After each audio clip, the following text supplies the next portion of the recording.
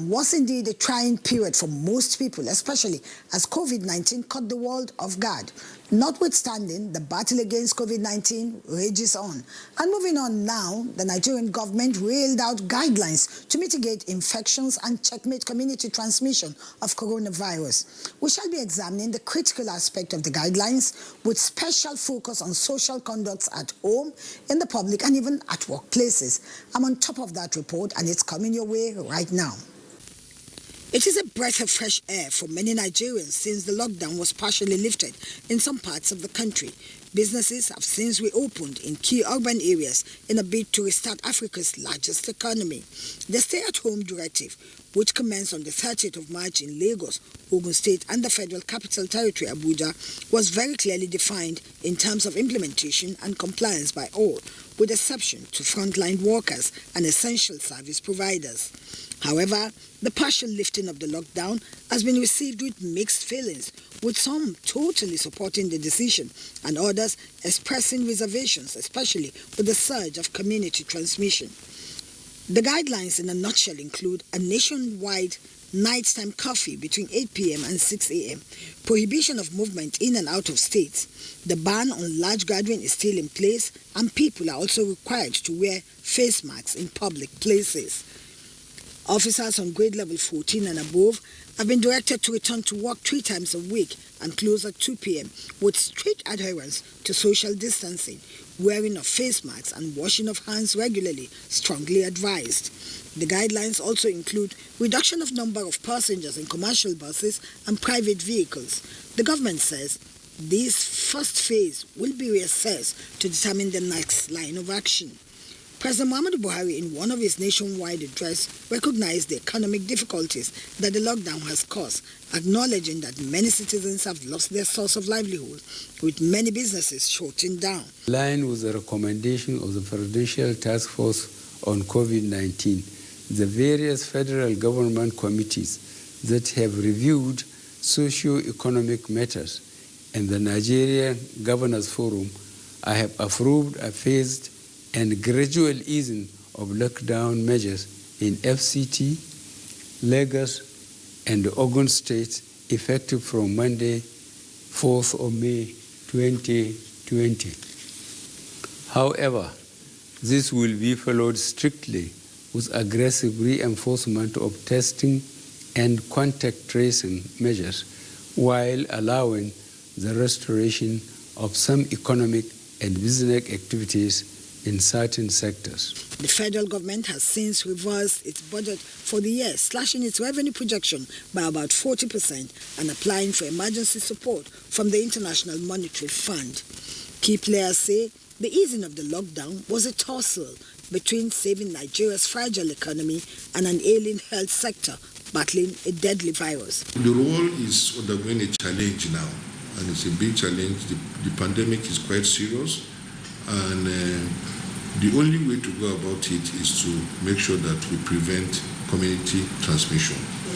This lockdown has helped tremendously, but unfortunately, we have to ease it a little bit. Easing it based on the kind of people we have in the society. We have people that are daily earning their feeding, and it could be quite unfortunate if they don't have their means of feeding. So, understandably, government has to ease it down. Understandably, the Ramadan period has also come to coincide with the period of lockdown. But unfortunately, people are not complying with the simple social distancing. It is very imperative that everybody should keep a social distance. I see buses, I see vehicles with people moving around, clustered together.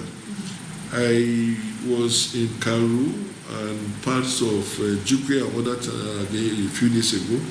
People are going about their normal businesses. Markets are jam-packed. My wife went to the market even before the lockdown was eased, and the story she told me is not very comfortable.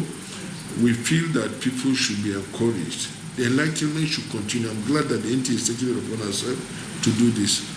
All social medias, all electronic medias, print medias must all be involved in this collective fight.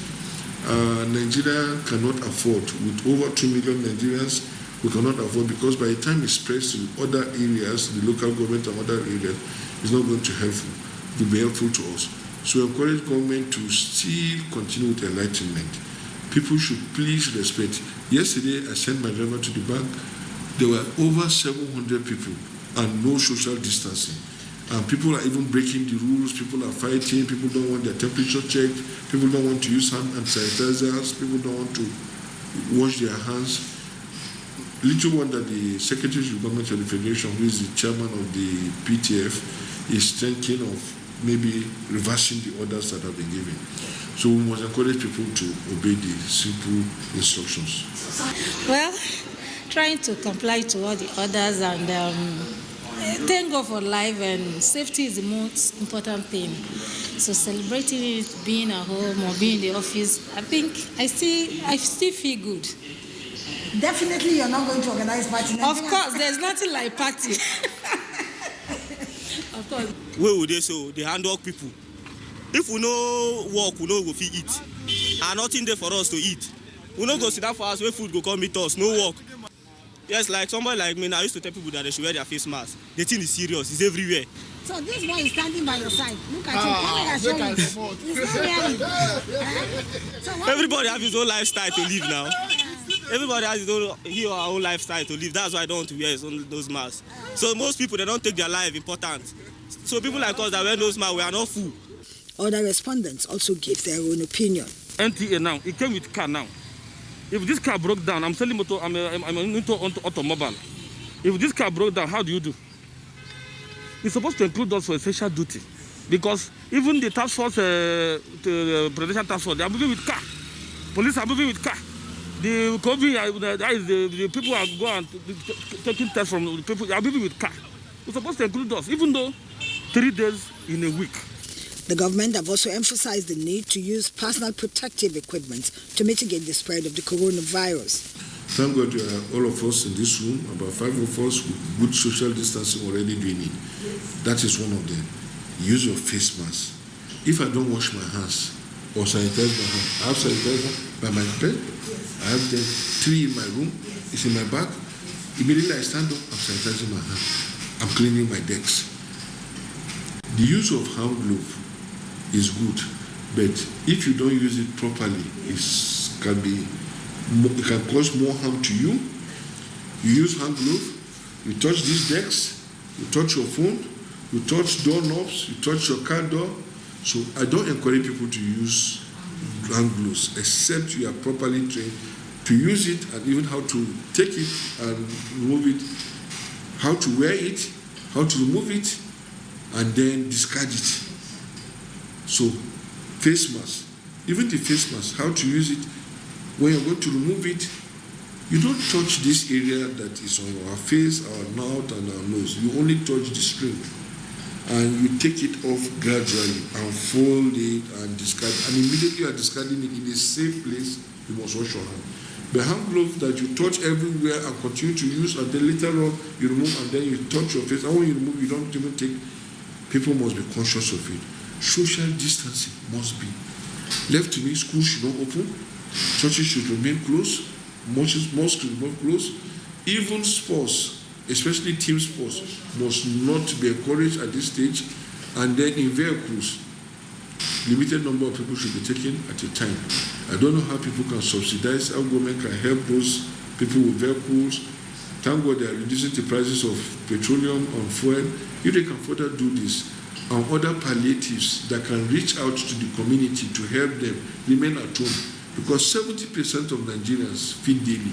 If you can give them provision on how to feed and remain at home and then keep social distancing, it will go a long way helping to contain this level of, because we are now at the community level where transmission is going to be spreading at that level. All residents of Kaduna State are quarantined and must stay at home. No office, event center, market, shop or business of any sort or place of worship is allowed to open. The only category of persons exempted are workers in essential services. We are supposed to go out and come back by 2 o'clock.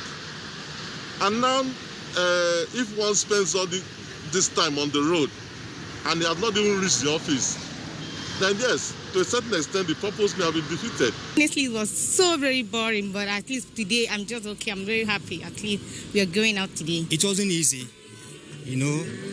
It's also somebody that somebody that has no freedom can see now there's a movement. At least we are happy. It wasn't really easy, but it was for our own good. We say we use your mask, social distance to ourselves, wash our hands, close everything.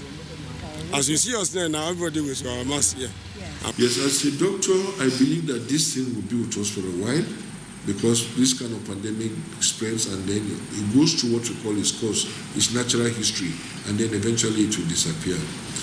We pray that we should get vaccine. The government should also look into, thank God they are trying to improve on the health sector generally. We must help to improve our health sectors. We must always be prepared for this. The use of PPEs are quite expensive, and government should also try and see how they can subsidize provision of PPEs. In the health sectors, the government should encourage us. We should not be the one trying to go to them and ask them to help us. They should help us to see how we can also help. Government alone cannot do it. They should find a way of equipping big centers like this and big centers all over the country, private hospitals to be able to function well, and then encouragement. I'm glad that they are looking into the hazard allowance in those government hospitals. They are looking at other welfare packages for the welfare for all health workers, not just doctors, nurses. Let's report across the board. Everybody playing one role or the other. Government should look into helping them and supporting them in this very difficult situation in which we find ourselves. Disturbingly, the restriction of movement order is being flouted by some citizens, with records of some Nigerians apprehended by law enforcement agents. The question is, what can be done to change the narrative? It's quite sad. Gradually, awareness is beginning to come in. The multiple deaths, the high social deaths, the high people in the society that are also contracting this condition, awareness. That's, we keep on educating and encouraging people. Without awareness, people will not know, and by the time some are affected also, which is not good. I don't want people to be affected. Yes. Affection is now making people to be. I know a patient who repeatedly, even before February 27th, 2020, that we experienced the first case in Nigeria. I've been telling her this thing is real. She didn't believe me. Now she's the one wearing hand gloves coming to my office. She even started wearing face masks before I started wearing mine, because I have a very restricted place in my office and all that, my consulting room. So awareness has come now to the level that people are beginning to know. Let it not get to a level where you are affected, your friend is affected, your family member is affected before you start taking precaution. The thing is real. We are seeing it. The figures are rising. Over 3.6 million people over the world. The amount of dead, number of dead people are also increasing by the day. So we need to continue to educate. The need to imbibe general precautions that must be adopted by all to keep everyone safe cannot be overemphasized. While scientists comb the medical space for a cure, citizens have been enjoined to play their part in containing the spread. It's obvious that the task of kicking COVID-19 out of Nigeria is a collective responsibility. Remember, coronavirus doesn't move unless you move. So do the needful by adhering to all precautionary measures put in place by the relevant authorities. And on that note, we thank you for being part of 30 Minutes. I hope it was worth the while. Be smart by staying safe. See you next time. I'm Lydia Samson.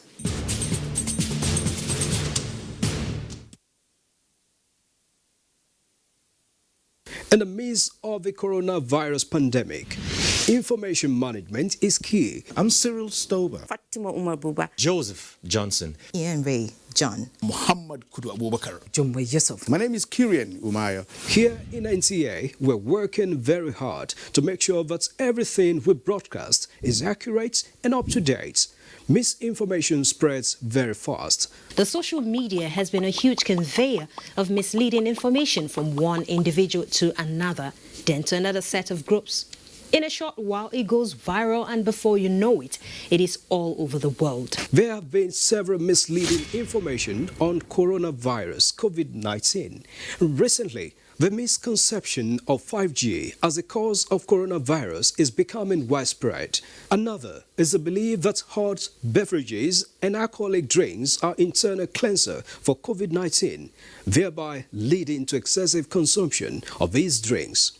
The use of local concoctions as treatment for COVID-19 are yet to be scientifically proven. However, there has been several theories about the efficacies of these concoctions. We should stay safe and denounce all manner of fake news and misleading information on COVID-19. For medical advice, go on the WHO website, Nigeria Center for Disease Control, NCDC website, or stick with the advisories from the Presidential Task Force on COVID-19 or other authentic official sources. NTA is one of them.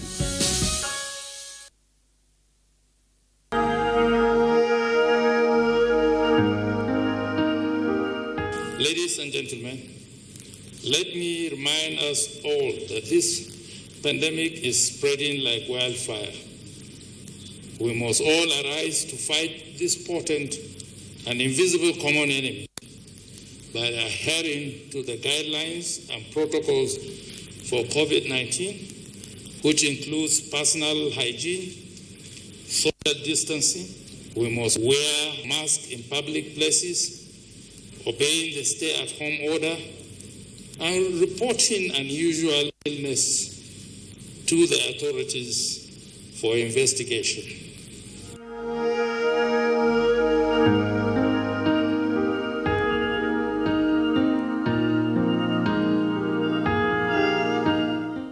The main way coronavirus spread is when infected people sneeze and cough. Small droplets of fluid expelled by cough or sneezes are laced with viruses looking for new respiratory tracts to infect. When a sick person sneezes around someone who is healthy, the virus can land in the nose, mouth, or even the eyes, causing an infection. Symptoms can include fever, cough, shortness of breath. Symptoms may appear within 2 to 14 days.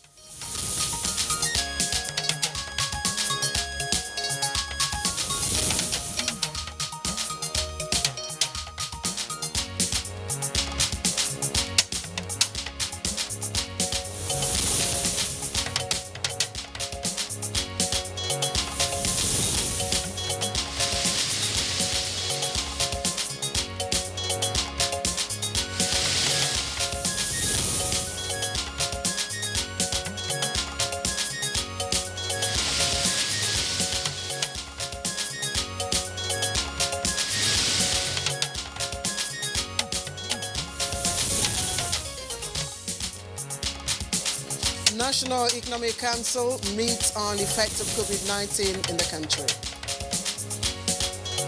We'll go into recession. Which camera am I using? So that it is shallow, so that we'll be able to quickly pull out of it come 2021. Center for Disease Control confirms 339 new cases of COVID-19, bringing the total number of infections to 7,016.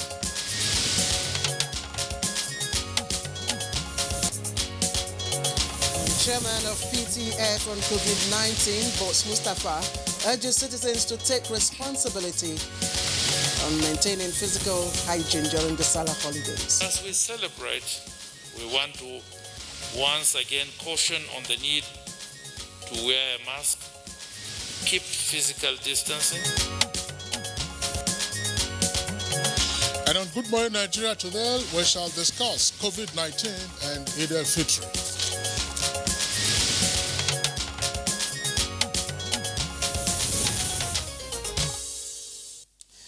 All right, as usual, we're starting off with a popular quote. Well, not too popular. And it goes like this: one who is seized with terror, fright, and madness during the night is visited, or is said to, be visited by Luna. That is the Roman goddess of the moon. And that was by Hippocrates, that's father of modern medicine. But back in ancient times, Roman mythology associated the moon with metaphysical abilities that was said to have transformed some people into weird creatures, of course, like werewolves. Now, the moon is also regarded as man's most loyal companion, and beyond the rising and the setting of the sun, which determines the pace of each day, the moon also provides a second source of light to keep time beyond a single day or night, and has been a very reliable marker of time for some religious festivals. Precisely. Now, specifically in Islam, Muslims look out for the first crescent moon to determine the Hilal and Eid al-Fitr, which of course is the beginning and end of Ramadan fast. Now, it is expected that by the end of today, Muslims all over the world will mark Eid al-Fitr celebration. But while preparations are ongoing, the event, of course, will be marked amidst lockdown measures stipulated by various governments, and this is on account of the COVID-19 pandemic. Now, as part of efforts to contain the further spread of the virus, Muslim authorities across the world have expanded restrictions on large gatherings. And some predominantly Muslim countries such as Turkey, Egypt, and Saudi Arabia have even extended the curfew in their respective countries for the entirety of the Eid celebration. And reports from Al-Azhar University in Egypt, which is considered the seat of Sunni Islamic thought, issued a fatwa, that's a decree, that Eid prayers be conducted at home to protect lives of citizens. And in Germany, Chairman of the Central Council of Muslims is reported to have said, and I quote, "It is our religious obligation to take upon ourselves these painful cuts during the coronavirus pandemic, especially in the communal practice of religion, for the protection of our fellow human beings," unquote. Now, back home in Nigeria, some state governors have been amending the national lockdown directives. And it's been back and forth between the Council of Ulamas and some state governors over decisions to lift the ban on the precautionary measures intended to contain community spread of COVID-19. Some state governors in the north, specifically Bauchi, Kano, Yobe, Borno, Jigawa, and Gombe, as well as Zamfara, have asked their citizens to observe the congregational Eid prayers. Well, Kingsley, and of course the relaxation of the protocols comes amidst rising cases of the disease in Nigeria. We know that so far, as at early this morning, there are more than 7,000 positive cases of COVID-19 in the country, with over 200 deaths, as reported by the NCDC. But also, just to add that the Sultan of Sokoto has admonished Muslims all over the country to comply with the federal government's protocols on containing the spread of the virus. So it is against this background that we focus on Eid al-Fitr celebration in a COVID-19 pandemic on Good Morning Nigeria today. I want to thank all of you, wherever you're joining us from, Abuja, Nigeria, and outside the country. I am Claire Adilabu Abdurazak. Our conversation will also deal with the implications of the measures being adopted by some state governors, and of course try to identify what spiritual gaps there might be for those who will be observing the Eid at home. I'm Kingsley Osadolo. I join my colleague Claire to also welcome you to the program, being broadcast live on the network service of the Nigerian Television Authority. And in a moment, we'll be joining Chimobi Walter Naji for highlights of the morning news. Then there'll be business news, and much later, Bayat Ebe will join us for the newspaper review. So, time to hand over to Chimobi for the morning news. Chimobi, good morning. Hello, good morning to you, Claire and Kingsley. It's good to see you this morning. Good morning, Nigeria. And here is the morning news. It is now crystal clear that the country is heading for an economic recession as projected by the National Bureau of Statistics as a result of the negative impact of the coronavirus pandemic. But with the current fiscal stimulus plan to sustain the economy, this may be short-lived, and the federal government says it is as well committed to supporting the financial viability of states despite the dwindling revenues and foreign earnings. The World Bank is also proposing a plan of $1.5 billion for the 36 states of the Federation, which disbursements within the next 3 months will be based on performance of its existing World Bank financed programs in the such states. Now, these were made known at a virtual meeting of the National Economic Council held this Thursday. Reduce the impact of that recession. And if we apply all that has been proposed and we're able to implement it, we might end up with a recession that is minus 0.4%. So in any case, we'll go into a recession. What we're trying to do is to make sure that it is shallow so that we'll be able to quickly pull out of it come 2021. And in the meantime, the Nigeria Center for Disease Control, NCDC, has announced 339 new cases of COVID-19 in Nigeria, increasing the total number of confirmed cases to 7,016. Now, of the 339 new cases, 139 are in Lagos, 28 are in Kano and Oyo, 25 in Edo, 22 in Katsina, 18 in Kaduna, 14 in Jigawa, 13 in Yobe State and Plateau, while 11 in the FCT, 8 in Gombe, and 5 in Ogun. And you have 4 in Bauchi and Nasarawa State. Now, 3 in Delta, 2 in Ondo, and 1 in Rivers and Adamawa State. And Lagos State now has a total of 3,093 cases, followed by Kano with 875, while the FCT has 446 confirmed cases. In total, there are 4,898 active cases, while 1,907 patients have been discharged, with 211 deaths recorded so far.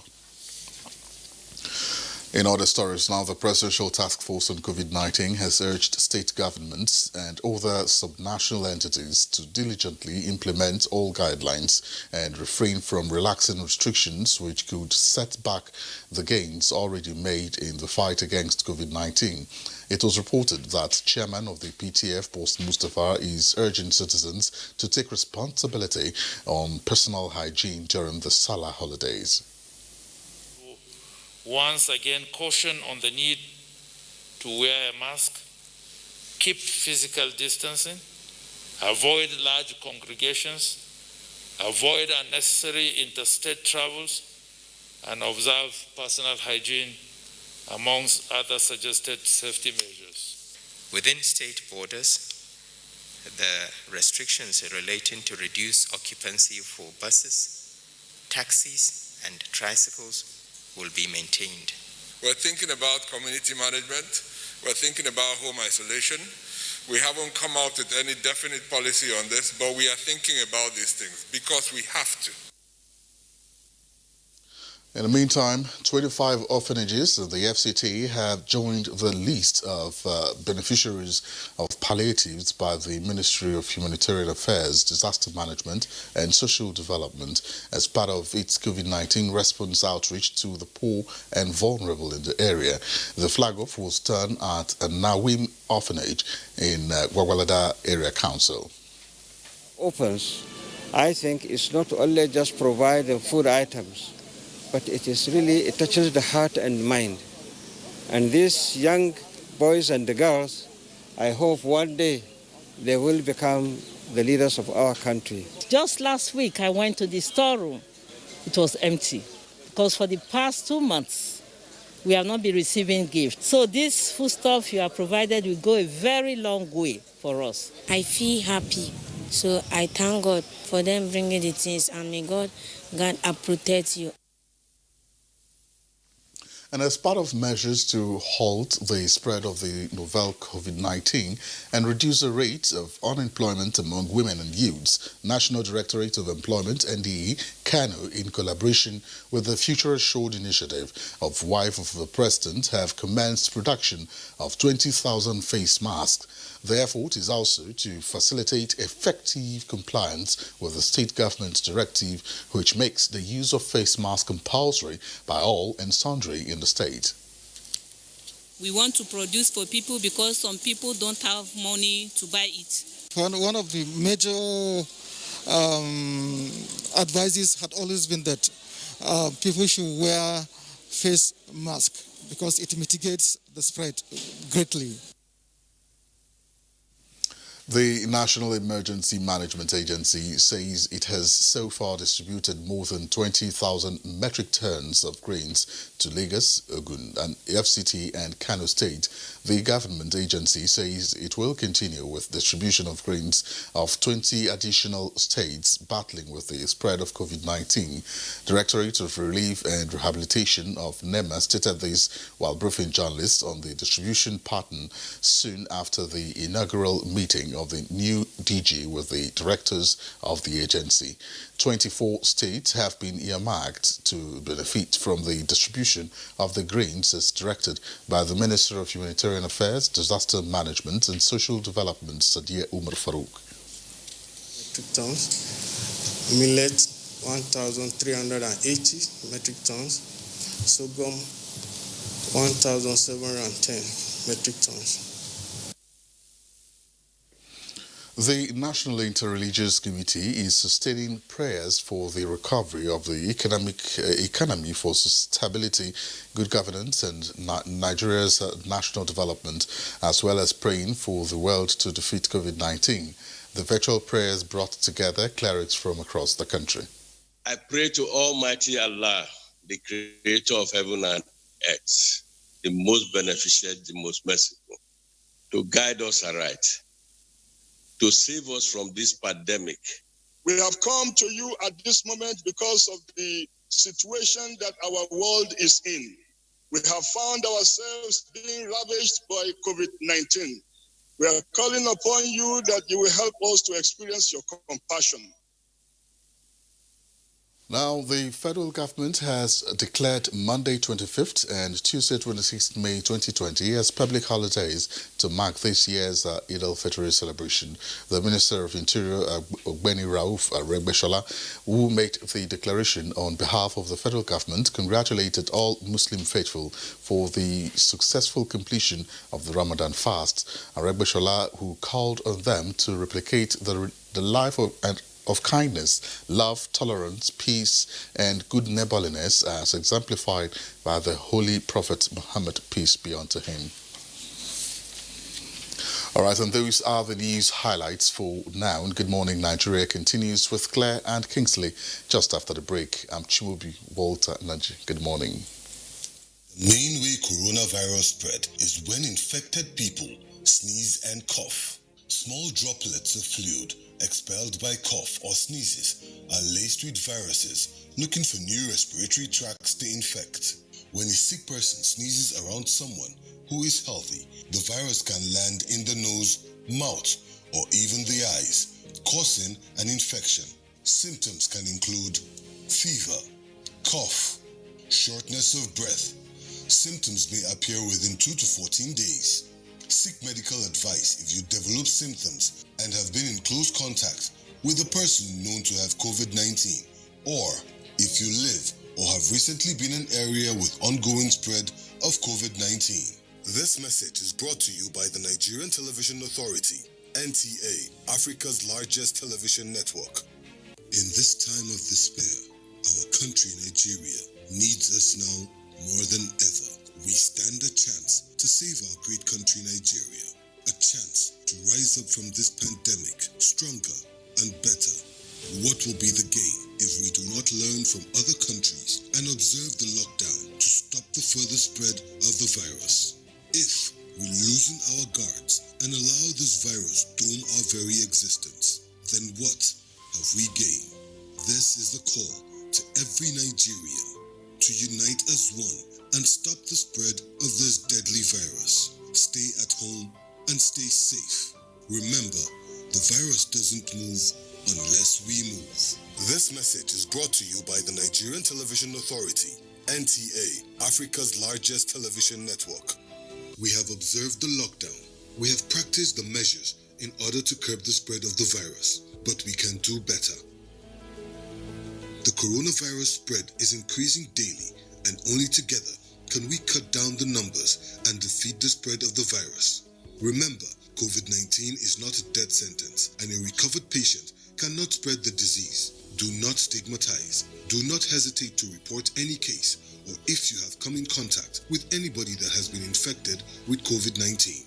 If you have cough and fever, please stay at home and call your state hotline.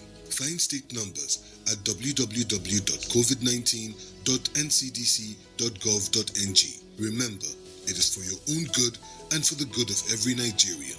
Let us do better and defeat the virus. Together, we can do this. This message is brought to you by the Nigerian Television Authority, NTA, Africa's largest television network.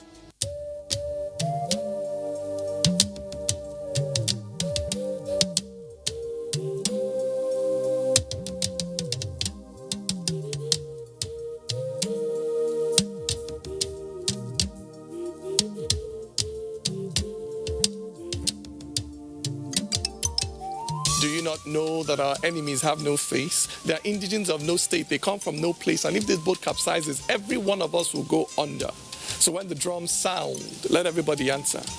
Do not say, I am the Iroko when the forest is burning. Do not say, I am the Obeche when the forest is burning. Our differences will not stop us from perishing together. So when the drums sound, let everybody answer.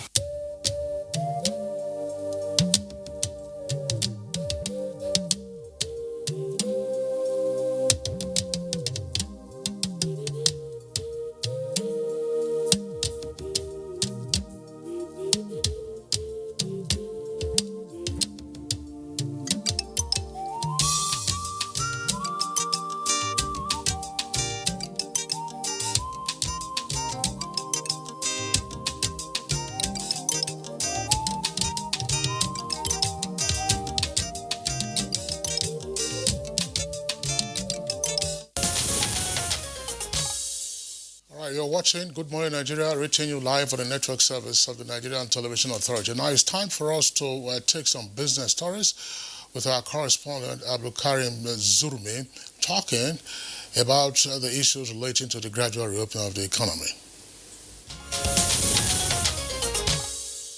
The restrictions notwithstanding, business owners are enthused with the easing of the lockdown and are adopting measures and observing protocols to cater for the safety of their staff and customers. With the reopenings that are taking place in most of the states, obviously it's proof positive that the government have the people in mind, and also that the agency saddled with the responsibility to look after these issues are actually doing their best to unraveling the matters. So I would like to commend the government, and we also trust further that we'll have more openings from other sectors of the economy. Meanwhile, the Consumer Price Index, which measures inflation, increased by 12.34% in April 2020 with 0.09% point raise from 11.62% recorded in March 2020. The urban inflation rate increased by 13.01% from 12.93% year-on-year and 1.06% from 0.88% month-on-month, while the rural is 11.73% from 11.64% year-on-year and 0.98% from 0.80% month-on-month. The increase in food index is due to rise in prices of potatoes, yam and other tubers, bread and cereals, fish, oils and fats, meats, fruits as well as vegetables. Whereas core inflation without the prices of unstable agricultural produce stood at 9.98% in April 2020, up by 0.25%.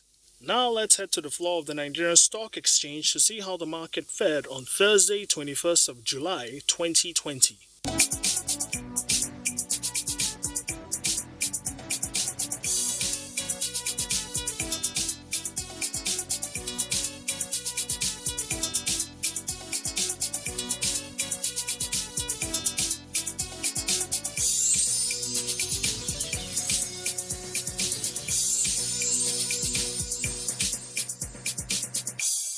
With business news, Abdulkarim Zurmi. All right, let's take you further into the program as we introduce newspaper review.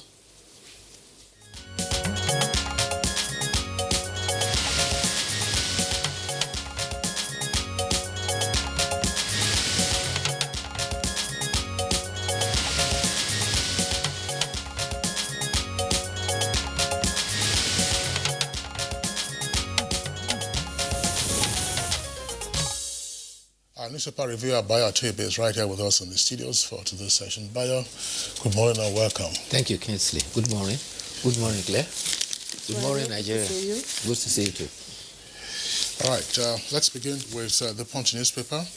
The window page above the nameplate says inflation hit 2-year high at 12.34% in April, and that's attributed to the NBS, that's the National Bureau of Statistics. Details can be found on page 19. Observe Salah prayers at home, Sultan tells Muslims again. That's page 10. 10 trillion naira spent on fuel subsidy in 15 years. That's according to marketers. Nigerians evading tax on foreign properties risk prosecution. Details on page 12. And the latest story says, with a double-decker headline, federal government asks churches, mosques, and others to submit guidelines for reopening. With 3 riders, governors to partner presidential task force for reopening of the economy. Nigerians purchasing chloroquine in large quantities, PTF cries out. Churches and mosques reopen in Benue, and civil servants resume June 1st. And then you'll see the photographs there on the front page of the Punch newspaper. It says a human disinfectant machine at the entrance of the administration wing of the presidential villa in Abuja on Thursday. And that photograph is there on the front page. I think there was something designed and produced by Naseni in terms of this human disinfectant, automatic, that you walk through it. It's also very safe, according to Naseni. I wouldn't know whether this is what has been installed now in the presidential villa. Armed men invade Abuja communities, kill 3, rob residents. That's pages 4 and 5. Raw accepts new 2-year deal to coach Super Eagles. That's page 31. Federal government declares Monday and Tuesday Eid al-Fitr holidays. Kano youth who abducted and impregnated S.A. Oruru jailed 26 years. That story is on page 11. And Bochi, 18-year-old, kills husband. And that's after 11 days of marriage. Details on page 5. 40 infected Kano doctors and health workers discharged. Details on page 8. Infected, of course, with COVID-19. Okay, Kingsley, let me take the lead story from the Daily Sun, and it's on same. It says governors frustrating COVID-19 fight, and this is attributed to the federal government. It comes with the rider, flays reopening of religious gathering. And of course, just below that, above that, you can find federal government declares Monday, Tuesday public holiday. Read it up on page 24. And just a bit above that, the earpiece, you can find there, curfew. Kano, Plateau, FCTA go tough on violators. And the rider there says convict 225 impound cars, truck, and buses. Details of that story is on page 27. And the picture story on the front page here speaks to a community orientation and mobilization going on, undertaken by the National Orientation Agency, NOA, somewhere in the local government area in Kano State, on safety measures to stop the spread of the COVID-19. But you can see, you can see the children there, crowded together. There's no sign of social distancing and all that. Anyway, you get to speak to that later. Now, other stories trending at the bottom of the paper. Buhari signs amended order for voluntary declaration of offshore assets. 24, that's where you can read it up. And then Eid al-Fitr, Sultan suspends congregations at prayer ground, and council directs Kwara Muslims to pray at homes. Details of those on page 24 and 27. And Kingsley read this one earlier on. S. Oruru's abductors bag 26 years jail term. Details of that on page 4. Trending story at the bottom. Chinese doctors at any rate should be held liable. And this is coming from enemy orders insisting. Details of that you can find on page 25. Bayo, which is your take? Let me start with the hottest news now, the expectation about Eid al-Fitr, which is likely to come up over the weekend. The Fatwa Committee has urged that Eid al-Fitr congregational prayers, usually held in the outskirts of towns and cities, should be suspended. Meanwhile, the Jama Nasratul Islam Fatwa Committee, under the auspices of the Sultan, has advised that Muslims should observe Eid prayers at home. This is to meet the challenges of COVID-19. The Secretary General of the Jama Nasratul Islam, Sheikh Khalid Aliyu, says that the JNF Fatwa Committee observed that, enjoined that Eid al-Fitr prayer should be observed at home. It could be with the family, or if you are alone, you can pray it alone. And the Fatwa Committee also explained that if you are praying at home, that aspect of the khutbah, which is the sermon, is now suspended. Meanwhile, usually the Sultan is expected to come with the announcement for all to look out for the moon, the crescent that signals the end of Ramadan and the beginning of the celebration of Eid al-Fitr. But astronomers at Majma University near Riyadh says that there's no possibility of sighting the crescent of the Ramadan Shawwal this evening. This is because they say the sun will set today at 6:39 p.m. at 293 degrees, and the moon will already have be at its set by 6:26 p.m., which means there's no way you can sight the moon. Therefore, the astronomers are saying that they will be fasting tomorrow, and Eid al-Fitr is likely to be on Sunday. From that postulation, they supported that with their own astronomical dedication. They said the sun on Saturday will set at 6:40 p.m., while the moon will have set earlier on. So the crescent will be visible by 7:23. So that is science coming to the aid of what is going on. Meanwhile, yesterday, to bring you update on COVID-19, we had 339 of our compatriots testing positive in 18 states. Lagos had 139, Kano and Oyo had 28, Edo had 25, Katsina 22, and Kaduna 18. Total so far 7,016. Among our cases, our compatriots have been discharged at 1,907. The active cases is 5,104. Unfortunately, we had 9 fatalities, bringing our total lost departed compatriots to 211. So far, the deaths are from 29 states. There are 8 states that still have not recorded any case of any death at all. 2 states have not, in fact, recorded any case of COVID-19. Meanwhile, the federal government says it's looking forward to reopening schools, but speculations in the social media that schools are opening in 2 weeks is not true. The Minister of State for Education, Chukwuemeka Nwajuiba, said that government is looking at the possibility of, with stakeholders, of a situation where school children will not be endangered if they go to school.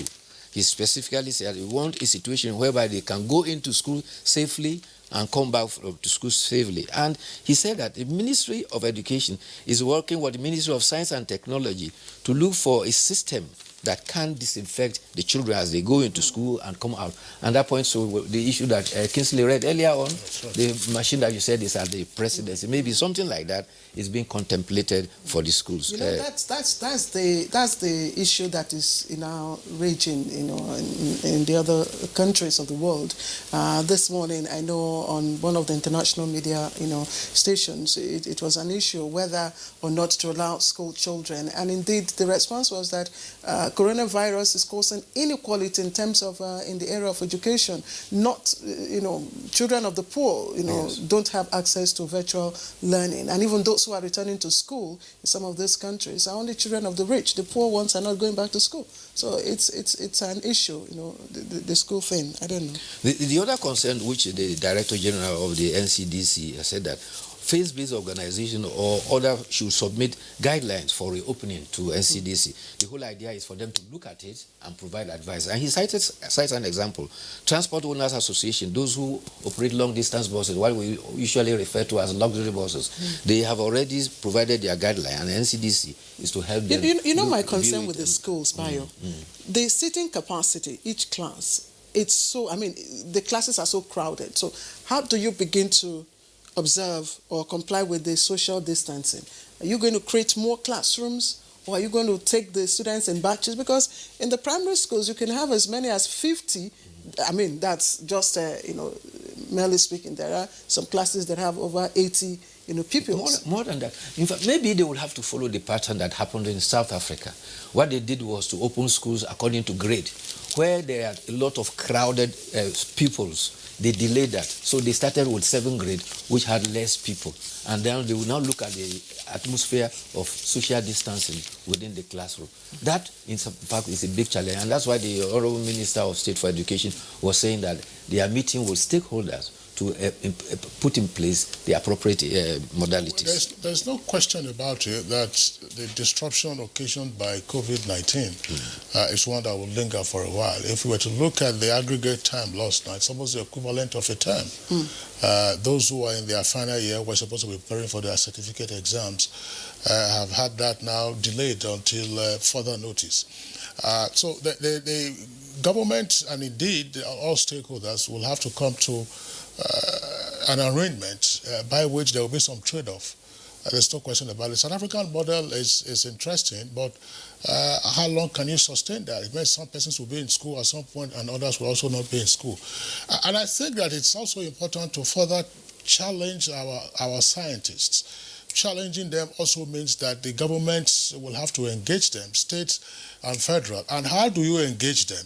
To say, look, what are the likely issues that will arise if pupils were to return to classes as they were in the past? In other words, you're not going to start building new classrooms, let's face it. And then the teachers themselves will also have to, they have to deal with the work of their pupils. Yes. In other words, you come with your notebook, you don't know what surfaces the child has touched, how frequently are you going to be sanitizing your hands or washing your hands and so on and so forth. I don't know whether it's relevant to indicate an experimental period to see if the pupils go back to school and after, say, 2, 3, 4 weeks, there's no spike in the number of infections. It's all right, maybe probably business as usual until, of course, a vaccine is available. But to say that, because of COVID-19, everything is paralyzed, I mean, the pupils, they need to be engaged in terms of their educational pursuits. All right, Kids, let's quickly take, let's quickly take the editorial, and basically it's on COVID-19 and job losses. And the editorial is from the Nigerian Pilot. It's saying level of unemployment in the country is at its highest. So we call on President Administration to really sit up. Yeah, did you say the editorial from the Pilot? Yes. That reminds me of a story which we interest to. A pilot landed at a filling station just to buy fuel. He bought his fuel, jumped into his helicopter, and took off. One of the observers said that for a pilot to land at the filling station, he must be an experienced and dexterous pilot. Which country is that? It happened in Poland. It has to be in other countries. And guess what? The police is after him. Another said he should lose his license for doing that. I was going to ask Kingsley, do they sell aviation fuel at filling stations? Aviation fuel is not available at filling stations. And what kind of fuel did he buy, by the way? Did he buy the fuel in a jerrycan, or did he buy the fuel, in his helicopter? And the important thing, an helicopter has a rotor minimum, or could have rotors, one at the top and another one at the tail. So what space was available for him to have landed, and how long was the hose that went into his tank to fill it? I mean, aviation fuel is usually dual-purpose kerosene. Yes. That's DPK. All right, Bayo. Some persons are weird anyway. So. Bayo, thank you. We don't have much time. Do have a good weekend. You too. And of course, Baraka de Salah, Yes, in advance. Thank you. Because I won't see you till next week. All right, this is Good Morning Nigeria. We'll take a short break now. When we come back, we'll start off our conversation. Don't go away. Also known as COVID-19, is spreading at an alarming rate all over the globe, including Nigeria. With the number of infected persons in Nigeria increasing daily, prevention is better than cure. Coronavirus has no cure. The virus spreads from one person, who affects two persons, and by the time the affected person is isolated, the two persons have affected four, and it keeps spreading. You must take preventive measures to save yourself and that of the people around you. Always wash your hands with soap and water. Put distance between yourself and others. Whenever you cough or sneeze, cover your mouth. Clean and disinfect surfaces. Stay at home if you're sick and contact the proper authorities. Together, we can cut down the spread of the coronavirus. This message is brought to you by the Nigerian Television Authority, NTA, Africa's largest TV network.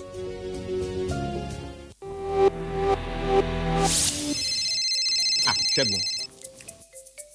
Alpha, shey tomorrow still dey on? What's your tomorrow?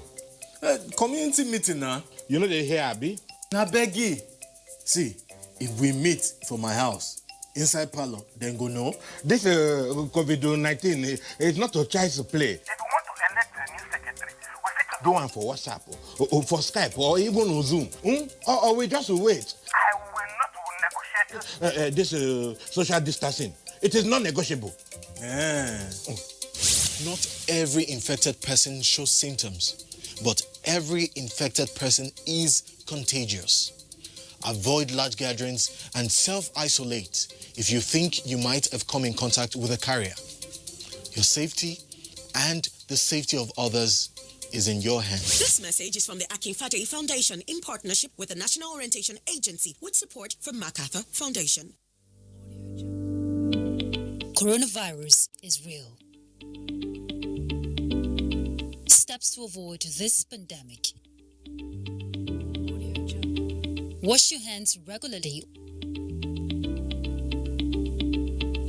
or sanitize your hands.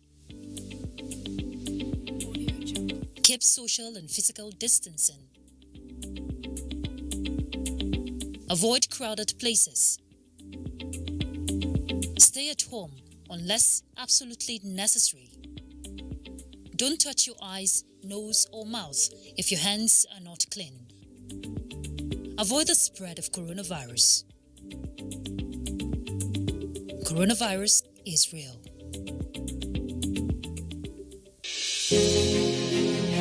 There is a lot of fake news and report circulating, especially on social media, on the coronavirus. Do not believe or partake in the spread of these fake reports.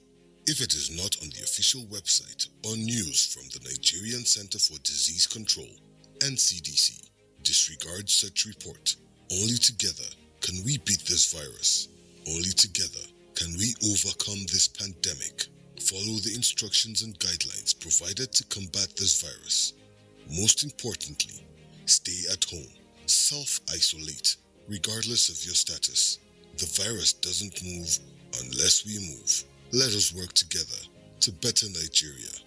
Together, we can do this. This message is brought to you by the Nigerian Television Authority, NTA, Africa's largest television network. All right, we are watching Good Morning Nigeria live on the network service of the Nigerian Television Authority. Now, our conversation this morning is on COVID-19 and this year's Eid al-Fitr celebration. And to set the tone for that, let's take this background up by our correspondent, Musbah Udan Wahab.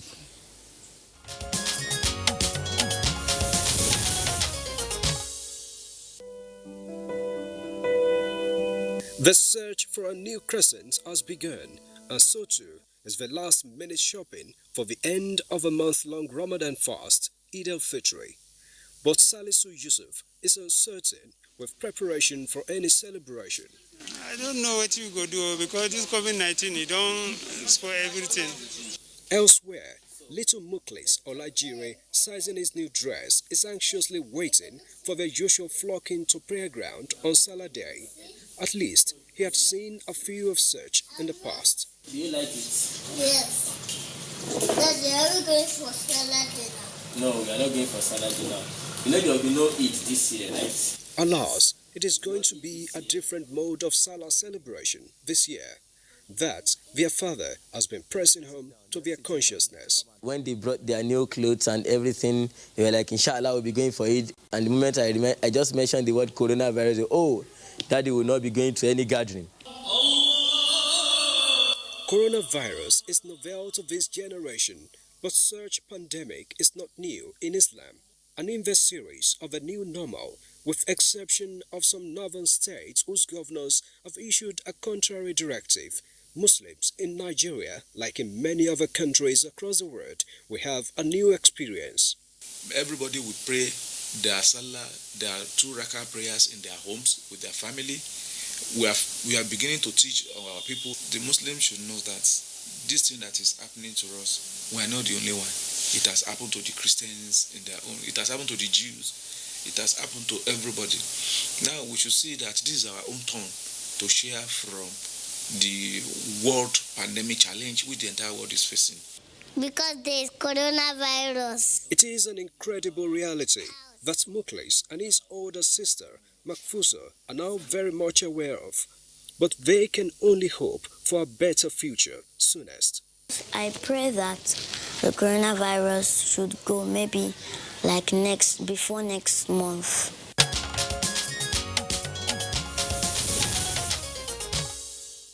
All right, thank you for joining us wherever you're watching from. If you've just joined in, this is Good Morning Nigeria, and we are live here on the network service of the NTA. Promises to be an exciting discussion we're going to have today. Of course, I'm feeling the mood already, but let me quickly introduce our guests who are already seated to discuss COVID-19 and Eid al-Fitr celebrations. Professor Ishaq Oloyede is, of course, known as in his capacity as Registrar of JAM, but he's right here in his other capacity as Secretary General, Nigerian Supreme Council of Islamic Affairs, NSCIA. I'd like to welcome you, Professor Ishaq Oloyede. Thank you. Thank you. Also here with us is Dr. Mohammed Kabir Adam, who is the Imam, Abuja National Mosque. Thank you very much, Imam, for joining us. Good morning. All right, and we have a guest who's joining us from our Kano Network Center. He's Sheikh Mohammed bin Uthman, who is the Chief Imam of the Shahaba Mosque in Kwindila in Kano. Sheikh Mohammed, pleasure to have you with us on the program this morning. Very much. All right, thank you very much, gentlemen. Delighted to have you. We hope to be joined by another guest in the course of the conversation. This time to be from Niger State. Let's begin with Professor Oloyede. Professor Oloyede, I mean, the month-long Ramadan is coming to a close. For a true adherent, what are the emotions at this time? Thank you very much. I believe that all Muslims will be having a mixed feeling. Muslims who are knowledgeable will have mixed feelings. They will be missing the Ramadan, the month of blessing. And they want to seize the opportunity of every moment of it that remains to seek closeness to God. I think that is one aspect. The other aspect is the fact that many people are looking forward to the festivities. Some are even more, if they see it as returning to what they would call normal life. And this is why it now becomes a mixed feeling in the sense that people are looking for, the Ramadan will end. But at the same time, that people will miss is also there. Then it also has some other implications. This is the time that people are thinking of how to give their zakat al-fitr, which they know must be given before they go on Eid. And of course, to the generality of the people, Ramadan is likely to end on Saturday, and they go for Eid on Sunday. But Muslims know that another fast starts on Monday or thereabout, where they still have to fast for the next 6 days. And because of this, you have a feeling to be that, the month Ramadan has finished, fasting has finished. But to Muslims who know what they are doing, they know that after Ramadan there is still a fast that they will be engaged in. And it's also a time for people to sit down and evaluate what they have been, particularly spiritual closeness to God. If you have been committing 10, 20 habitual sinner, 10, 20, you may not be able to drop all the sins. At least drop some. If you are a thief, you are an adulterer, you are this and that, if you cannot drop everything at a time, Ramadan has come. Make up your mind that you are going to reduce the number of sins that you are committing. If you are stealing and you also take alcohol, you also commit adultery. If it is stealing, you can drop. That is even better for us because the others, you can account to your God. But the one that affects all of us, Professor drop Lloyd, that one. Sorry to interject. Let me just pause you for a while. I'll just stop our conversation here in the studio to adjust your microphones. We understand the quality of your sound is not too good. So we'll just pause your conversation, but go to Kano, where also Sheikh Mohammed bin Uthman would also respond to the same question that Kingsley put across to Professor Ishaq Oloyede. What is the mood of our Muslim brothers and sisters at this hour?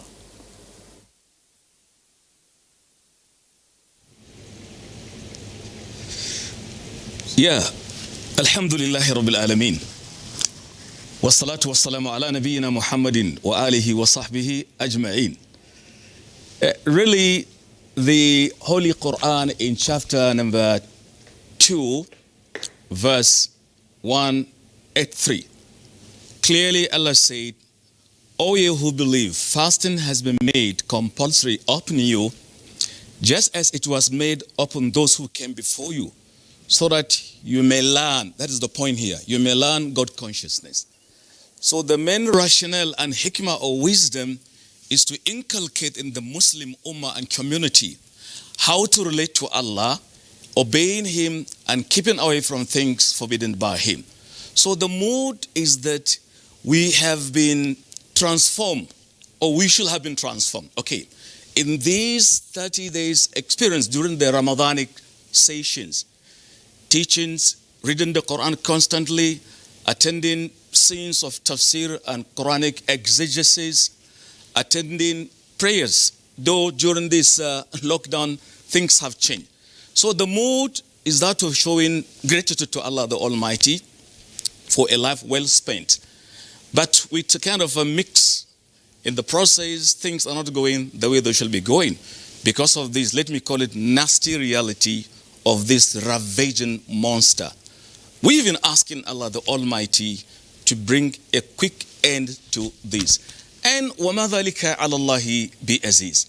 So simply put it, our mood is mood of thankfulness to Allah the Almighty for being created human beings, being Muslims, and being given opportunity to witness this month. Don't forget, there are a lot of people right now in the grave. They have just passed away. So we thank Allah for the life being elongated to witness this one. We hope to see more and more of these nice opportunities, but at the same time, we feel sad. We are saddened because of this reality. So that is why we keep on praying passionately that Allah, the Almighty, our Creator, our Cherisher, our Sustainer, to bring an end to this reality. And that is not difficult for Allah, the Almighty.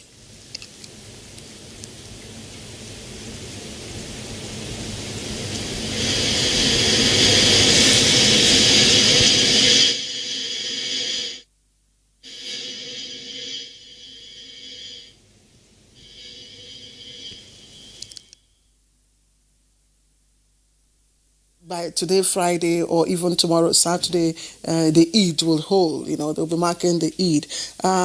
That's, of course, consequent upon the sighting of the Shawwal moon. But we hear that the Shawwal moon may not be sighted today. What is science telling us? Bismillahir Rahmanir Rahim. We thank Allah subhanahu wa ta'ala for everything. Islam was built on knowledge. Science is part and parcel of Islam. That is why Allah in His infinite mercy made mention in the Holy Quran after He said, Iqra bismi rabbika alladhi khalaq. In this verse, which is the first revelation in the Holy Quran, Allah made mention, Allama al-insana ma lam ya'lam. Meaning, Allah taught human beings something that he don't know. You know something today, but you don't know what will happen tomorrow. So the people of tomorrow, Allah will teach them how tomorrow will be. So science is part and parcel of Islam. So in Islam, we use science as the way it were, because Allah is the one who created the entire universe. So He said we have to think and accept His presence through all these means, which means, we have 12 months in a year, and these months were marked with days. But as far as moon is concerned, the moon has to appear, because in Islam Allah says, "Faman shahida minkum ash-shahra," whoever witness the appearance of the months. So definitely, wala laylu sabiqun nahar. Allah made mention that yes, night will not go above the day. then vice versa. So definitely scientists' gadget should be applied to know so many things. That is why we are using mathematics to arrive in distributing inheritance. We are using mathematics to pray. That is why our prayers is all based on mathematics. 4 raka'ah, 5 raka'ah, 11, 2, 1, all were based on mathematics. Of course, mathematics is the mother of science. Why is it difficult to sight the moon? Because we hear that the reports indicate that it will be difficult to sight the crescent moon today, which of course has pushed the Eid, forward to Saturday or Sunday. I don't know. Maybe, Prof, you want to clarify? Thank you very much. 9th day of Ramadan. It is the first day that Muslims are expected to look for the moon. It is the sunnah of the Prophet sallallahu alaihi wasallam that on the 29th people will be in search of the moon. But in the past, when there was no scientific discovery, you were just looking. You didn't know what was behind the cloud. But now science has made it possible for you to know what is behind the cloud. The moon is clear that the month will, the birth of the month will take place, the conjunction will occur this evening. But at the time it will be occurring, the moon will have set before the sunset. So it is not practicable for anybody to see the moon, the crescent, because it is after the moon has set that the sun will set. And the life of the crescent itself will just be about 4 or 5 minutes in many parts of Nigeria.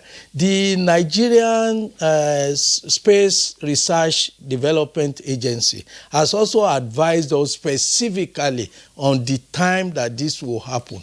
But in conjunction, in obedience to the sunnah of the Prophet, His Eminence the Sultan has directed, and we have issued the notice that people should be on the lookout. But the possibility, we also know that given the reality, it's not possible for anybody to sight it. But this is because it occurs like this year. If we say don't look out for it, people will forget that on the 29th they need to go and look for it. But we already know that it's not practicable. So what is practicable is that by tomorrow that we'll be completing the 38th, and at that time it will be possible, because the moon will have sighted for more than 24 hours. Even with naked eye, many places will be able to sight the moon, because the moon, you cannot remove the fact that what we know, we already know.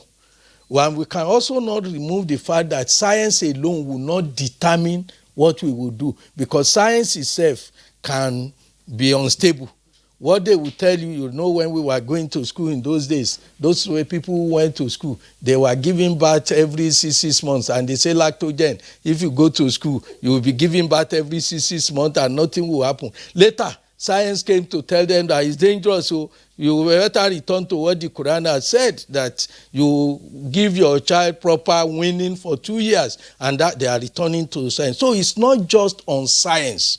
You can't just not say, okay, why don't we just rely on what the science is saying? We will be using the two. Where science is right, we will follow science. Where science is proven and Islam tells us that this is not the way, we won't, because it is science, because science itself is work in progress. And that is why, a combination of the two, it is clear to us that 29th of Ramadan will be on the lookout. But it's also clear to us that given the situation, because many people say, why relying on science? I always tell people, if you take a pen now and you write 7, and I look at it, I cannot see the 7. It doesn't mean that the 7 is not there. But if I put on my glasses, I can see the 7. So you cannot do away. Almost all of us using our spectacles. So the reality of the fact is that there are certain things that science will help us to really get. The reality is that we'll be on the lookout for the moon, and if anybody should sight it, we will advise His Eminence. But in science, we also know that if you take your appropriate gadgets, I was with some scientists yesterday in one of the government agencies, and they were able to get where the thing is, the time that it will arrive, and it's so accurate. So everybody knows that. So yes. There'll be universal celebration of all it's over. likely. When you say universal, I can't say universal because in places it depends on knowledge. Somebody might say, look, even tomorrow, Sunday, unless I see it Saturday. with my eyes, Tomorrow is Saturday. on Saturday, unless I see it with my eyes, and therefore if I do not see it on Saturday, it might be Sunday. So what we are saying is that when you put all this together, the likelihood of Eid al-Fitr being on Sunday is higher than Saturday. any other day. All right, Thank you. Professor Loyode, thank you very much. Earlier, we indicated that we might have another guest join us. This time, he's via Zoom from Lambata in neighboring Niger State. Simwal Usman Jibril is a member of the National Moon Sighting Committee of the Council for Islamic Affairs, the Supreme Council for Islamic Affairs. Of course, he has broad-ranging experience as well in Abu Dhabi, that's the United Arab Emirates, as well as in Kaduna. Simwal Usman Jibril, while we are still on the subject of moon sighting, you may wish, of course, to lend your voice to what has already been explained by Dr. Dam and then Professor Loyede. But tell us, what is the significance of the moon in the affairs of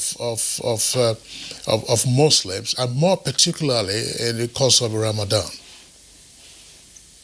Bismillah wa salatu wa salam ala Rasulillah wa ba'd. Good morning, viewers. Sorry for joining late because I'm traveling, I'm on the road. The moon is a very important issue in the lives of Muslims because, like we know, we have the 5 pillars of Islam, and the moon is directly linked to 4 of the pillars, namely Hajj. We use the moon to determine when it's time for Hajj, and Zakat, that is giving out charity. You use the moon to determine that the year is 1 year old and the zakat is due on whatever it's due. And Ramadan, of course, this month that we're in, we use the moon to determine when Ramadan begins, because of, that's the basic weight that we use to determine the beginning of Ramadan, and that's what we use to end it. So the moon is a very, very important issue in the lives of Muslims. All right. Thank you very much, Simwal. We'll come back to you later on in the course of the conversation. Let's also go to Sheikh bin Uthman in Kano. Sheikh bin Uthman, give us your own opinion. In the past, particularly in Nigeria, we used to have, if you like, contradictory sighting of the moon, and therefore different days of celebration. And persons who were not insiders often wondered why that was so.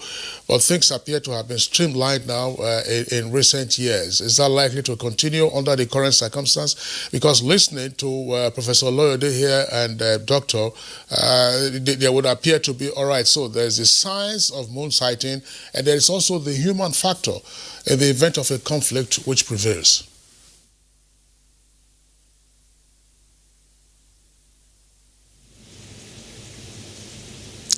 Yes. Moon sighting in Nigeria for quite a long time has been characterized by, let me say, controversies. One part of the country starting fasting and breaking same, contrary to what is happening in other parts of the country. But thank Allah, with the coming of His Eminence, things have changed for the better, especially trying to just be one with global community in sighting, in beginning and stopping the fasting. You see, there is a hadith of our Prophet sallallahu alaihi wasallam that categorically say, "Sumu li ru'yatihi wa aftiru li ru'yatihi, fa in ghumma alaykum fa akmilu iddata sha'ban 30." Do fast. We are being commanded. Do fast for the fact that you have sighted the new crescent. Stop fasting if the new crescent of Shawwal is sighted. Now this takes precedence above any other alternative. Scientifically, astronomically, you name it. So first and foremost, sighting is most important. But we have to combine the two, as Professor Isaac says. Because in the process, we need science, any other alternative. Because Allah says, "Allama al-insana ma lam ya'lam." Allah causes man to know that which he knew not previously. So you cannot be dogmatic and say, "No, I am going to just rely on moon sighting." No, we use the other alternatives. So there is likelihood of, doing it tomorrow and Saturday. And there is likelihood also, if it is not sighted, then we have to complete the number to be 30, which subsequently and consequently we are going to do Eid al-Fitr on Sunday. So that is the system. This is the ethic given to us by the Prophet sallallahu alaihi wasallam. There are some people who just vehemently deny the reality of resorting to scientific alternative. To me, humbly, that is incorrect. We combine the two. We have a rule in the science of hadith which says, "Al-jam'u awla min at-tarjih." To combine two things, to activate them is better than taking one, leaving one. Unless if it becomes impossible, then you take one and leave the other one. So I'm saying technically, we use our naked eyes to see. Because the Prophet Muhammad sallallahu alaihi wasallam, during his time, there wasn't anything like a microscopic glass or whatever. They used their naked eye to see. Some people are, making a mistake because somebody came some years back saying, "I will not, for example, start fasting until I have seen the moon with my naked eye." His reason is an ayah, فَمَنْ شَهِدَ مِنْكُمُ الشَّهْرَ. You see, the verb shahida is from shahida yashhadu. There is no alif between shinun and ha. It's not shahada. The ayah says faman shahida, who is present, not faman shahada, who saw it with naked eye. So that is a mistake by that brother who talked some years back. Shahida is if you are present, not necessarily seeing it, because the Prophet acted on the seeing, on sighting of somebody, and he fasted. He didn't see it, he himself, sallallahu alayhi wa sallam. So I am saying in a nutshell, moon sighting is important thing to be attached, the necessary premium, which is what Supreme Council is definitely doing now with the subcommittee on moon sighting. They are doing good job, and please keep it up, because that has helped a lot in making the Muslim Ummah to come together, in streamlining the system, because it's better to be united on everything. Allah says, "Inna hadhihi ummatukum ummatan wahida wa ana rabbukum fa'budun," in chapter number 21 of the Quran. This is here one community, one Muslim Ummah, impregnable, that shouldn't be divided. So we want to be united on everything, starting fasting together, stopping same together simultaneously within the Nigerian state, even continentally and even globally. And that is not impracticable. It is possible. There are chances of making it a reality. Asking Allah, the Almighty, to guide our leaders in continuing to maintain this unity, that is going to be very, very important. May Allah make it easy. It is Sheikh Mohammed bin Osman. Thank you very much. Now that we seem to have clarified, the correlation between the moon and Eid al-Fitr, I think my next question, I want to direct it to Imam here with us in the studio. What basically is the fundamental purpose of Eid? Being a smaller celebration, is it really compulsory? That's one.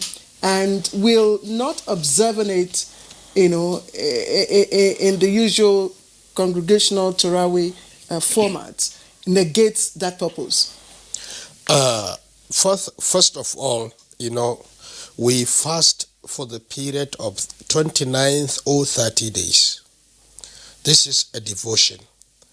So, at the end of it, definitely, we need to show our gratitude for having spared our lives by our Creator to go through this practice or these activities.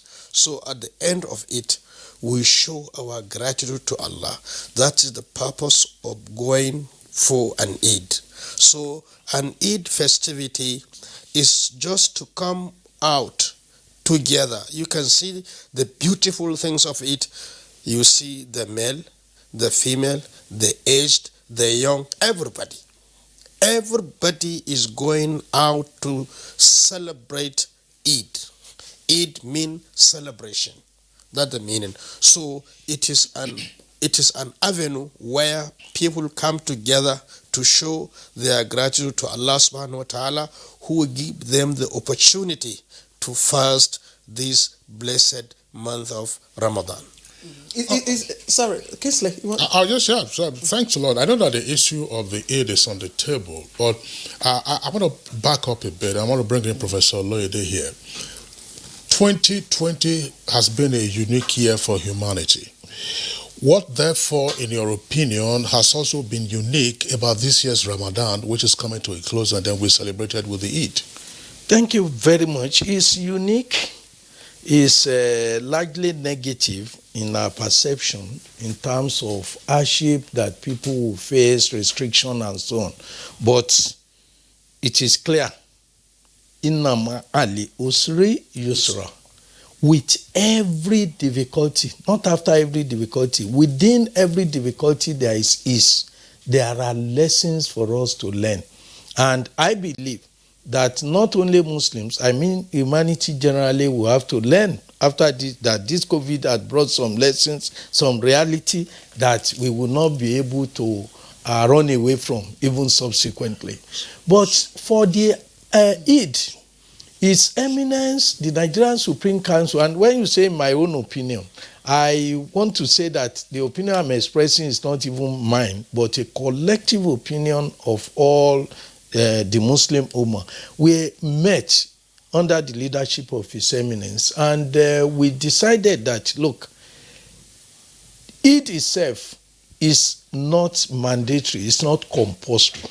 There are many other things that are more compulsory for us to do. For instance, to give Zakatul Fitri is more compulsory than the Eid itself. That people who are suffering around you, to make sure that you ease the tension for them is even more mandatory on us than the Eid. But given the circumstances, and given that the Quran had told us not to put ourselves in our life in danger. And one of the principal sources of what we call Maqasid Sharia, that is the purpose of Sharia in Islam, is to protect life. And we do not need to endanger our life. And that is why collectively the decision taken was that let everybody observe his or her Eid prayer in his house, with his household, where there is lockdown. I always tell people when they say lockdown is better than lockup, because when the lockdown is voluntary. So we should thank God that we are locking down, not that we are locked up somewhere. So I think it is important for us where the authorities, because we are aware that there are states where the authorities, in their opinion, whether rightly or wrongly, believe that people should go to the mosque.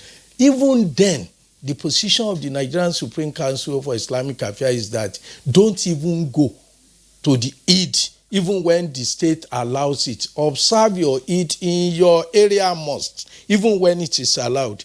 Where it is not allowed, it's totally outlawed. And many people do not realize that the Nigerian Supreme Council for Islamic Affairs is talking for the whole nation.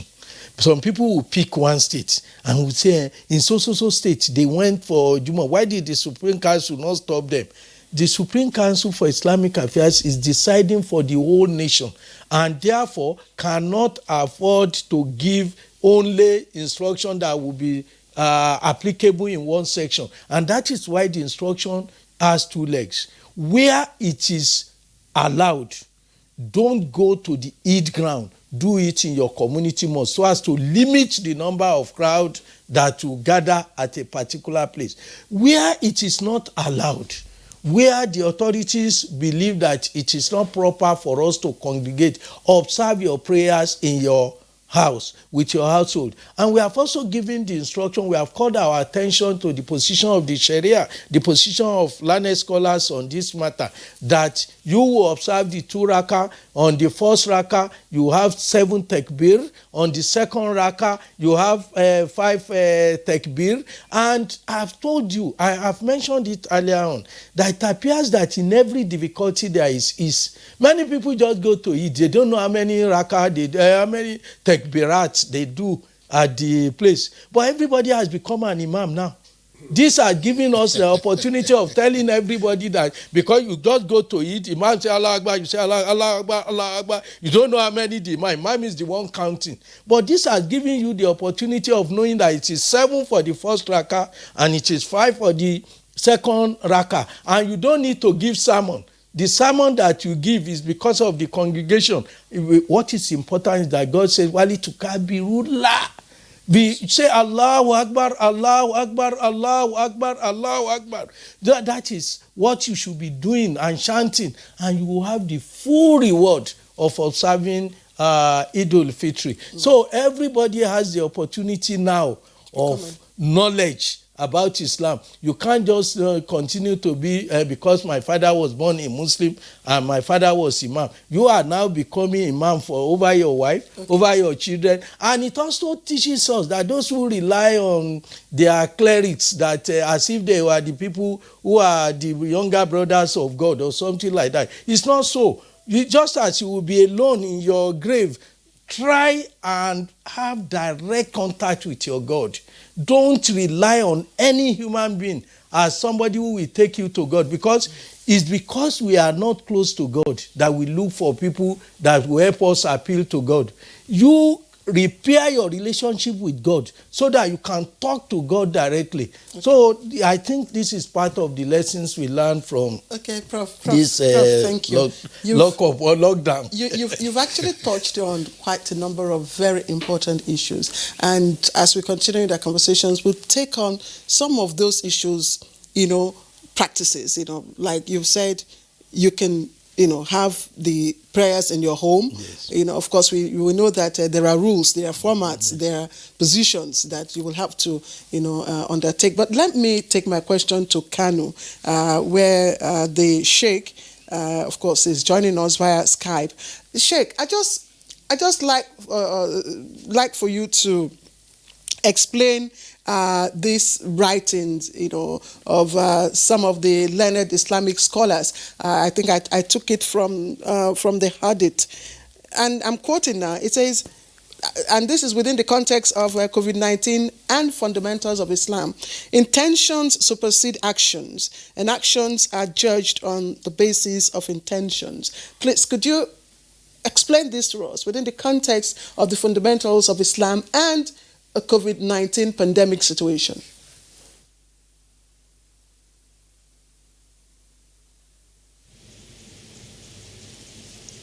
I know naturally you will come to me.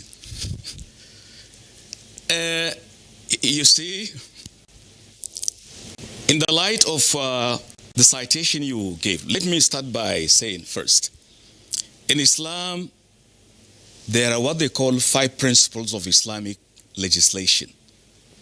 They say ضرر يزال وعادة قد أحكمت وكذا المشقة تجلب التيسير والشك لا ترفع, to the end of it.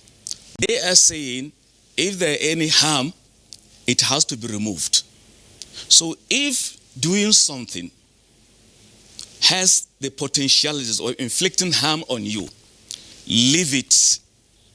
Forget about the benefit you get. So this is something written in our books of Islamic law.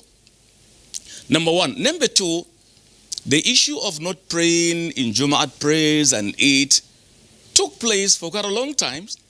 In the year 930 or thereabout, or 913, even Hajj was stopped because of realities then. Hajj had to be suspended. Recently, 40 years back, 1979, during the Juhayman madness attacking Kaaba, you know what happened. The Kaaba was completely locked down for almost 2 weeks consecutively. So we are saying, if there is darar, there is a harm. Yeah, Sharia is flexible, but within the confine of Sharia itself. Not anybody using his whims and caprices. Okay, now back to your question. Intention or actions are judged according to one's intent. This is a prophetic statement. He says, "Innamal a'malu binniyat," reported by Bukhari and Muslim, agreed upon, muttafaqun alayh. Meaning, if I have the intention of going to Eid prayer or Jum'ah, but circumstances are not that pleasant as to allow me for that, my intention is sufficient to be reward fetching for me, definitely. But in a situation like in my home state, Kano, where the government looks at people's concern, they say, okay, you can go and do it. People are in need of that, but there are rules and regulations that people are going to observe. So you can combine the two. Because people are saying, why do you open markets? Look at the congregation in marketplaces. Come to Kano, Savongari, you see nothing completely like social distancing. People are asking, are you telling me COVID-19 is only in the masjid, in the mosque, the house of Allah? It's not in the marketplace? You cannot deny this. People have to ask. You have to answer them. If I can allow people to come out twice a day, a week, or 3 days a week, commonsensically permit me, people will ask you, and I'm repeating, are we saying this disease is only there in the house of Allah, where people should be asking Allah to bring a remedy to it? This is su'udhan, according to some people's view.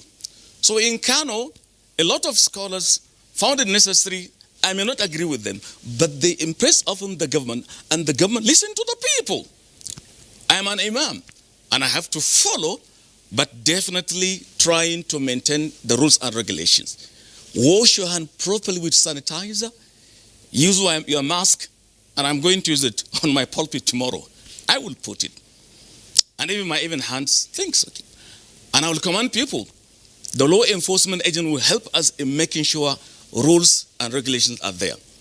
So, if the government allows it, it is because of the pressure of the people. And it's in reason to people's question. I am still repeating. People are still seeing. Allowing people to go to the markets, they buy and sell and interact and socialize virtually without nothing like social distancing. They are asking this question. Are you telling me the disease is only in the masjid, the house of Allah, not in the market, not in the hospitals, not in other places? So, the intention is there. If you intend to achieve something good, you couldn't get it, Allah rewards you. In a hadith, whoever intends to do something good, he couldn't do it, he has one reward recorded for him. For example, I want to fast a day as a supererogative fasting, but I cannot at the end of the day. Allah records for me a full reward. That is the beauty of Islam. Okay? So we are with this idea because it is a scholastic view based on sound knowledge and learning. But the reality in Kano and other states, the people are saying it is in the masjid. We are going to ask Allah the Almighty, after maintaining all the rules and regulations, and pray to Allah. Don't forget, in the hadith of Abu Dawud, the Prophet taught us to pray like this. He used to say, Allahumma inni a'udhu bika min al-barasi, wal-jununi, wal-judhami, wa min sayyi al-asqam. Oh Allah, I seek your protection and refuge from al-barasi, leprosy, wal-jununi, and madness, mental retardation, wal-judhami, and elephantiasis, wa min and negative diseases, COVID-19 inclusive. So people are asking, are we denying Allah the chance of going to His and ask Him? Even if we are going to maintain the lockdown system, rules and regulations, why wouldn't you combine the two? I think this informed the decision of Kano government, and it's realistic. People are definitely going to maintain the order. If somebody fails, we send him packing. We ask Allah the Almighty to bring an end to this nasty situation. And وَمَا ذَلِكَ عَلَى اللَّهِ بِعَزِيزٍ فَإِنَّ مَعَ الْأُسْرِ يُسْرًا إِنَّ مَعَ الْأُسْرِ يُسْرًا. Any difficulty is going to be characterized by an easiness coming after it. Wallahu ala kulli shay'in qadir wa bil ijabati jadir. Okay, well, Sheikh Mohammed bin Uthman, thank you very much for your position.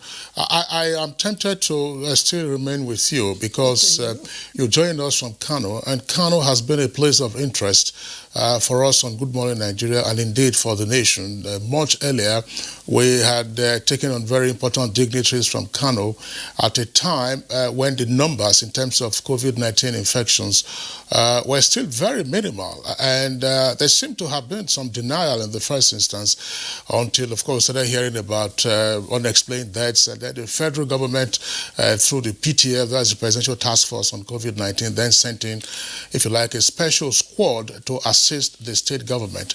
The explanation that you have given, deriving from the very pertinent questions that people are asking, the explanation is noted. Now, if you can't get COVID-19 from the marketplace and there is no indication that you cannot get it from the marketplace, why then would it be in a place of worship that you will get it? Now, if it's not a place of worship, you might as well go to your school.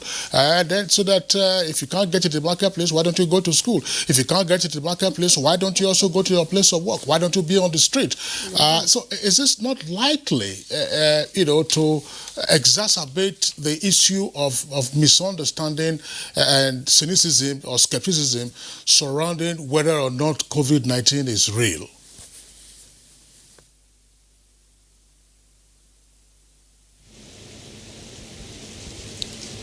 Yeah, skepticism or cynicism to me should be counted out, because disease is God created. Allah is the creator of everything. Okay, Allah says, Allahu khaliqu kulli shay. Allah is the fabricator, if you like it, the creator of everything. Disease is included. We don't deny the reality of disease. Islam teaches us even healthcare is two-way traffic, preventively and curatively. Try to take preventive measure to avert, the attack of a disease. That is a preventive care. So also curative. They are saying, al-wiqayatu khayrun min al-ilaj. So if anybody denies the reality, to me, this is senselessness. Permit me. How do you deny that it is there? People who are saying, no, it is a lie. It's not a lie. It is there. But if it is there, what do I do? Let me cooperate with the authorities that be. The medical practitioners are there. But people are also saying, why is it that the scholars who deserve the name are counted out? Why haven't we heard people saying, please, the scholars, ask people to beg Allah, to ask him? Why is it sidelined, so to speak? Why is this? Is it only with the medical practitioners? I think all hands should be on deck. The scholars, the alfaz, the malams, the sheikhs, the asatidha should tell Allah the Almighty, because Allah listens to our prayers. In Quran chapter number 40, verse number 60, Allah says, وَقَالَ رَبُّكُمُ ادْعُونِي أَسْتَجِبْ لَكُمْ. Your Lord says, ask me and I'm going to answer you. We don't deny. I am not skeptical. I am not cynic concerning the possibility of Allah answering my request. So cynicism, skepticism, doubting, put aside. It's not an informed idea. People with maybe, astaghfirullah, low IQ are those denying this reality. It's there. Don't tell me one country fabricated it. Forget about that one. The reality, it is there, ravaging the society, killing people all over the world. So it will be sheer madness this is not there. So we know it is there, but what we are saying, like I told you earlier, the Kano scholars that advise the government have their reason. Some of them I told you have heard it. Okay? So I want to maintain an enlightened and informed decision that will fetch for me the endorsement of my creator, my nourisher, my sustainer. Wallahu a'lam wa bihi tawfiq. Thank you, gentlemen. Let's just pause for a while, take a short break. When we come back, we'll continue with this interesting discussion. And of course, we will be joining our Usman Jibril, who is with us via Zoom. But again, as I said, that will be after these commercials. Don't go away. Nigerians, coronavirus is dangerous. It can kill. When you see this sign, high fever, cough, shortness of breath, drowsiness, pneumonia, don't panic, don't hide. Don't embark in self-medication. Promptly visit the nearest medical facility. Report all cases to the nearest hospital. Prevention is key. Avoid contact with infected persons. Avoid crowded areas as much as possible. Wash your hands regularly. Use hand sanitizers. Your life is precious. Stay alive. Live long, live right. This message is sponsored by the Federal Ministry of Information and Culture and the Nigerian Film Corporation. Nigerian Film Corporation, powering possibility. As a strong immune system increases the chances of victims surviving COVID-19, a corruption-free society creates opportunities for citizens to thrive and prosper. Build your immunity. Stop corruption now. Report all acts of corruption to ICPC on this toll-free number 0800 2255 4272. This message is brought to you by ICPC and NTA. The number of the COVID-19 cases in Nigeria is increasing daily, with many more tests ongoing.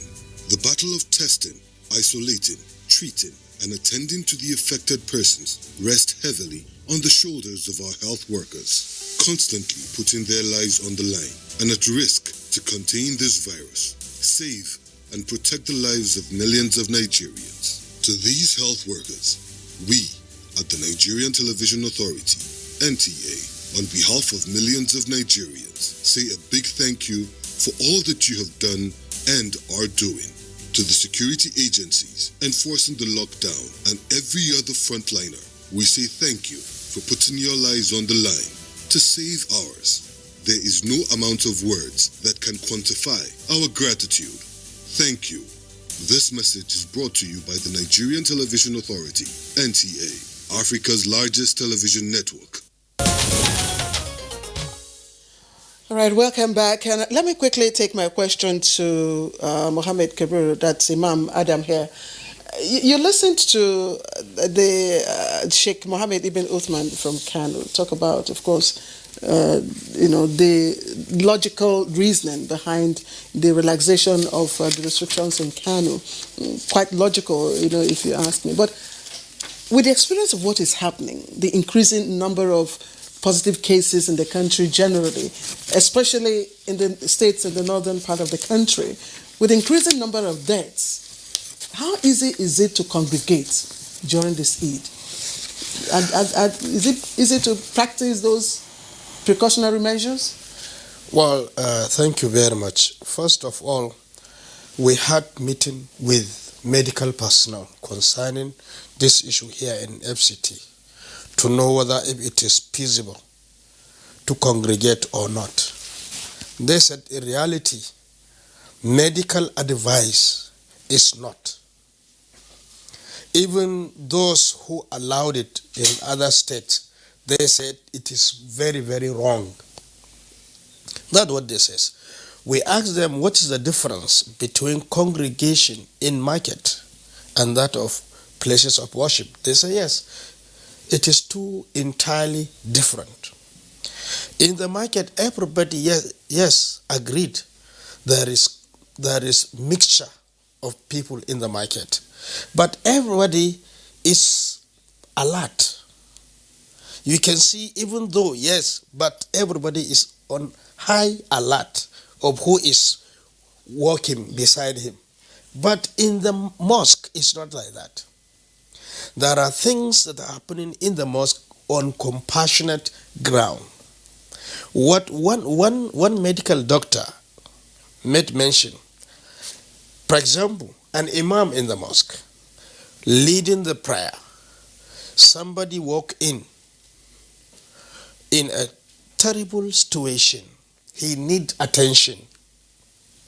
Of course, not only the imam, everybody in the mosque will now go to his aid on compassionate ground. Unlucky, maybe he is a contact. He contacted the virus. So the imam and all the people in the mosque will contact the virus without them knowing, and they will now take it back to their family. So you can see the virus is now continue spreading.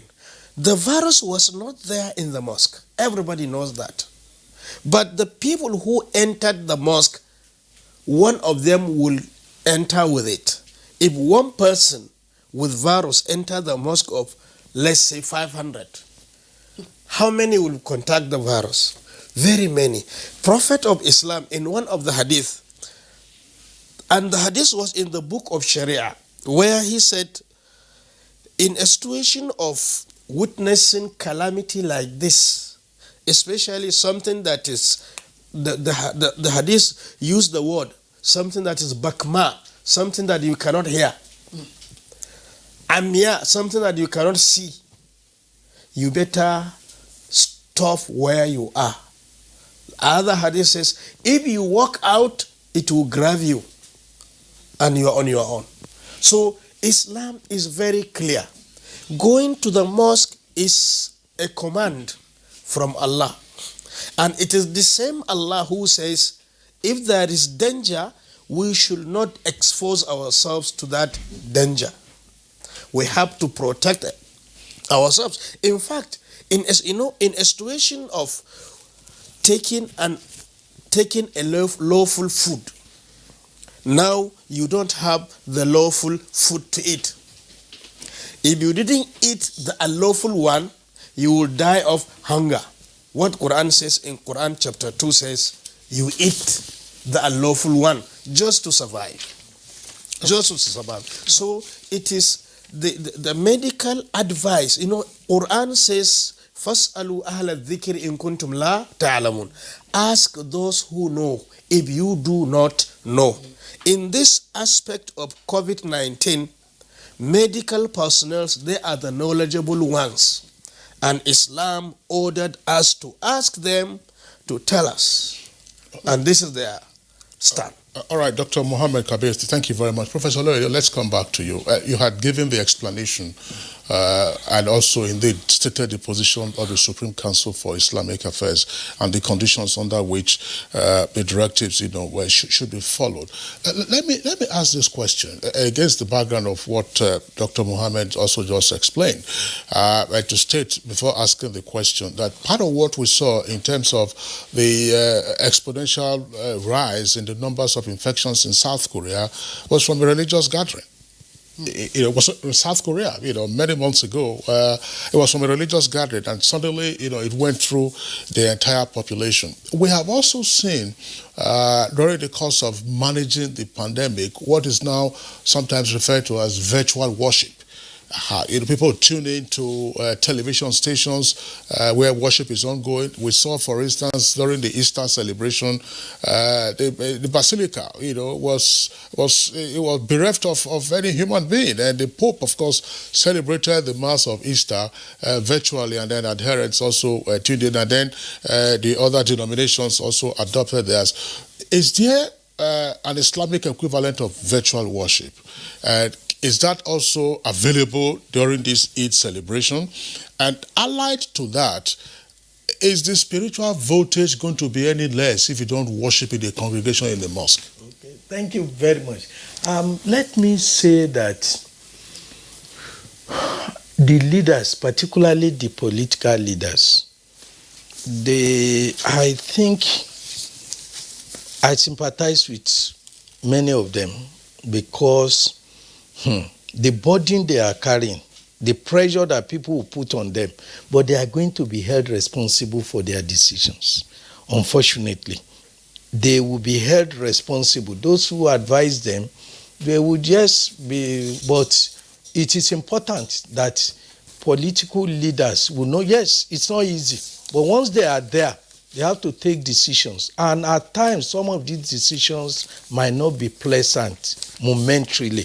I think we need, in fighting this COVID, my own opinion is that those of us who are entrusted by God to be the one in authority, we need to be sure that any decision we are taking, because the same people who will give us this advice are those people who are going to blame us in case it does not go their own way.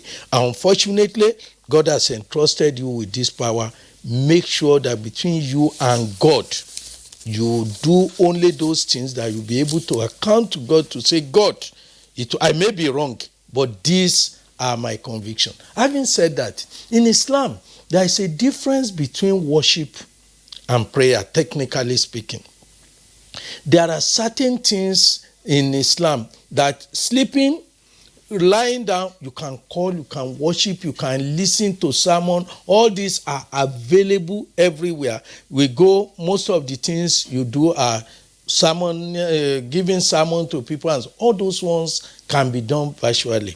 But when it comes to canonical worship, and that's what makes it very, that Muslims should be very cautious. Because when we congregate, we go to a place to perform ablution.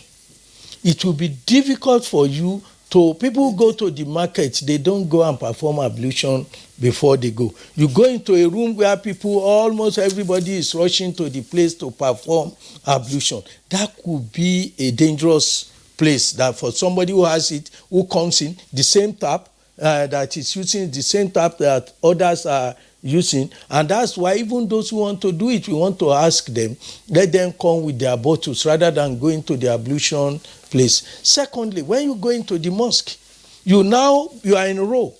Unless you make special arrangement for distancing, the normal thing is you stand leg to leg and shoulder to shoulder. In the market, unless something is wrong with somebody, you will not come and be standing shoulder with shoulder or touching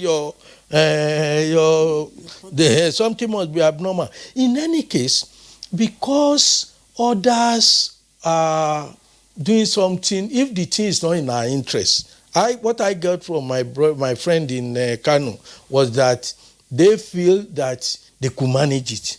May God make it easy for them to manage it. I have no doubt that if God supports them, they could manage it. But the danger is not to say in the market, because that many things happen in the mosque that do not happen in the market, because you have to sit down together. When you say Salamu Alaikum here, how are you going to, the man by your side, Salamu Alaikum, you want to sneeze. Will you sneeze and do like this when you are praying?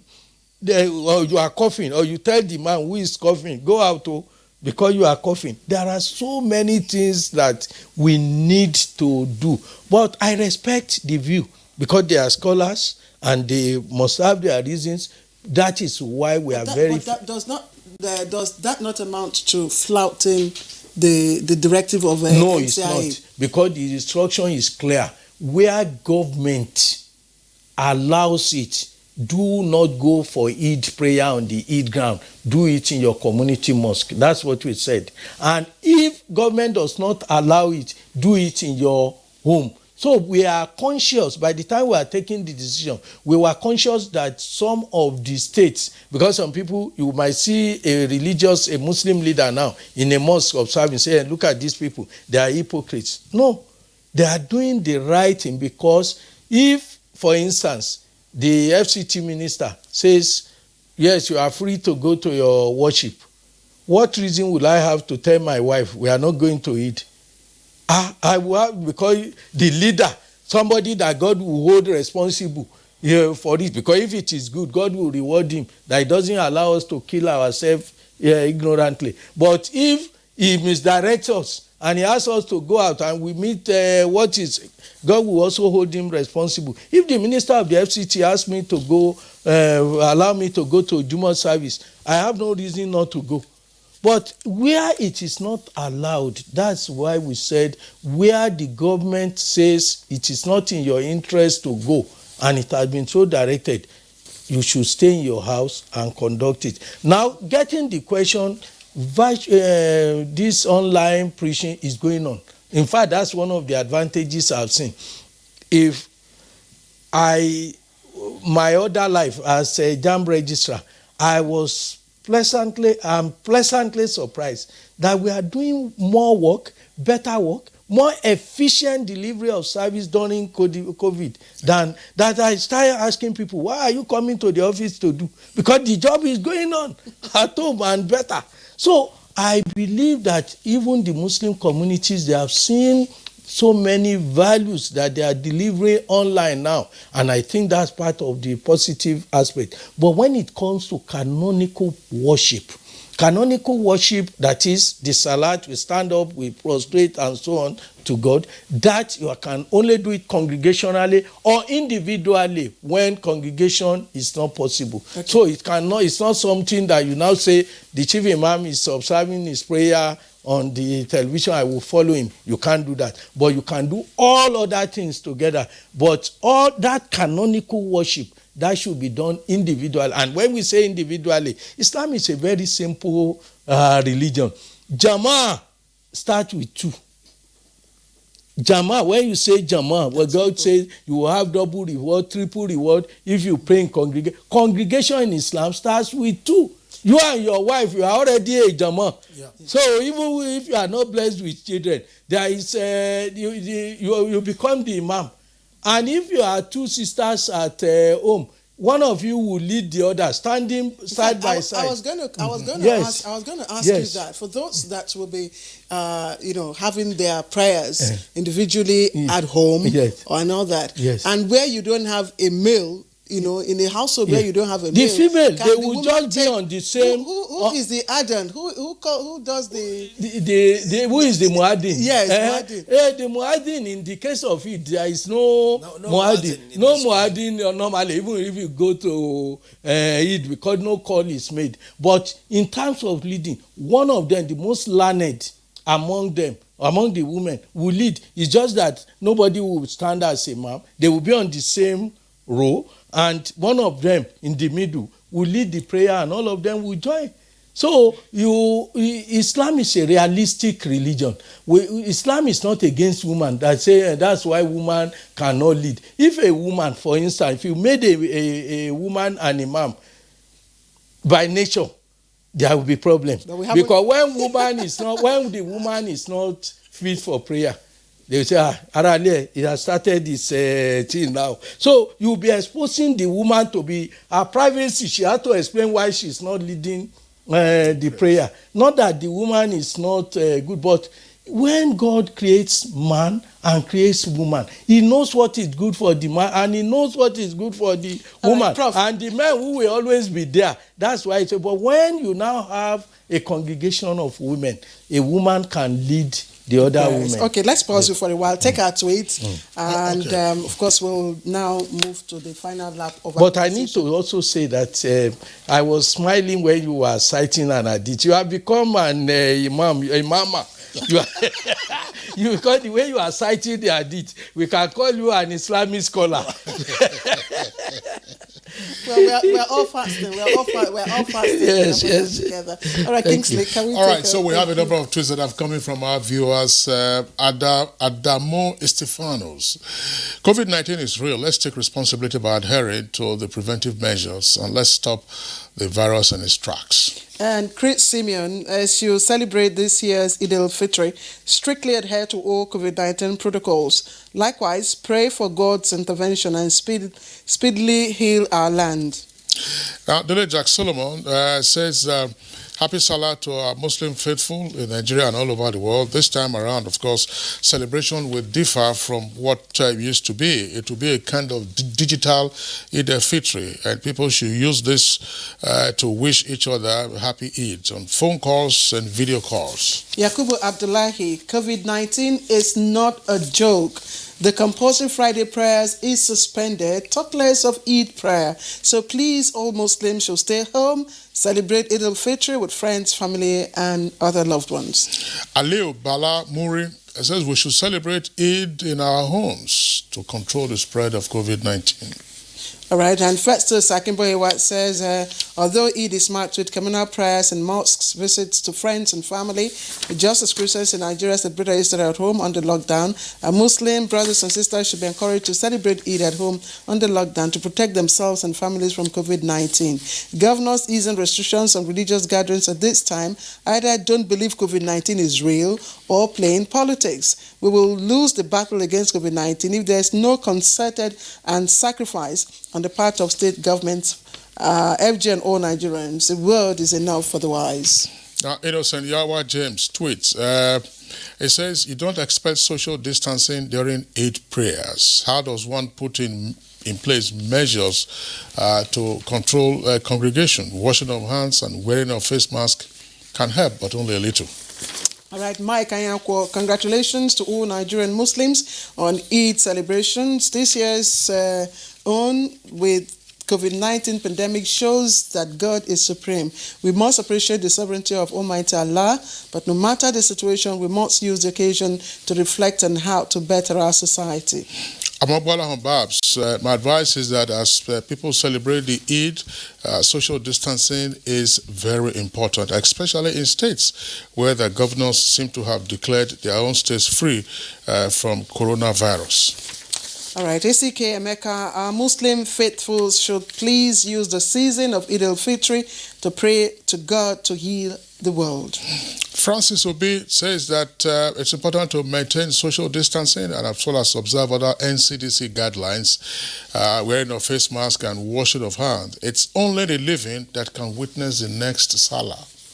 All right. Now, Ruben Nagberi, I commend His Eminence Abubakar Sa'ad III for his timely statement. All Muslim faithfuls should follow the directive and stay safe from the deadly virus. Now, Abdul tweet says, while I appreciate the current circumstance of my Muslim brothers and sisters, adherence to the instructions of our leaders is the best option. Allah knows why this is happening at this time. Please, let's be safe. All right, Katake tweets, inasmuch as the world is facing this scourge, Nigeria's economy cannot withstand complete lockdown or we will face economic breakdown. Cecilia Okoroma, can we all learn to tell ourselves and children that there is a new lifestyle brought on by COVID-19? Let us use this time very well to teach and accept the reality.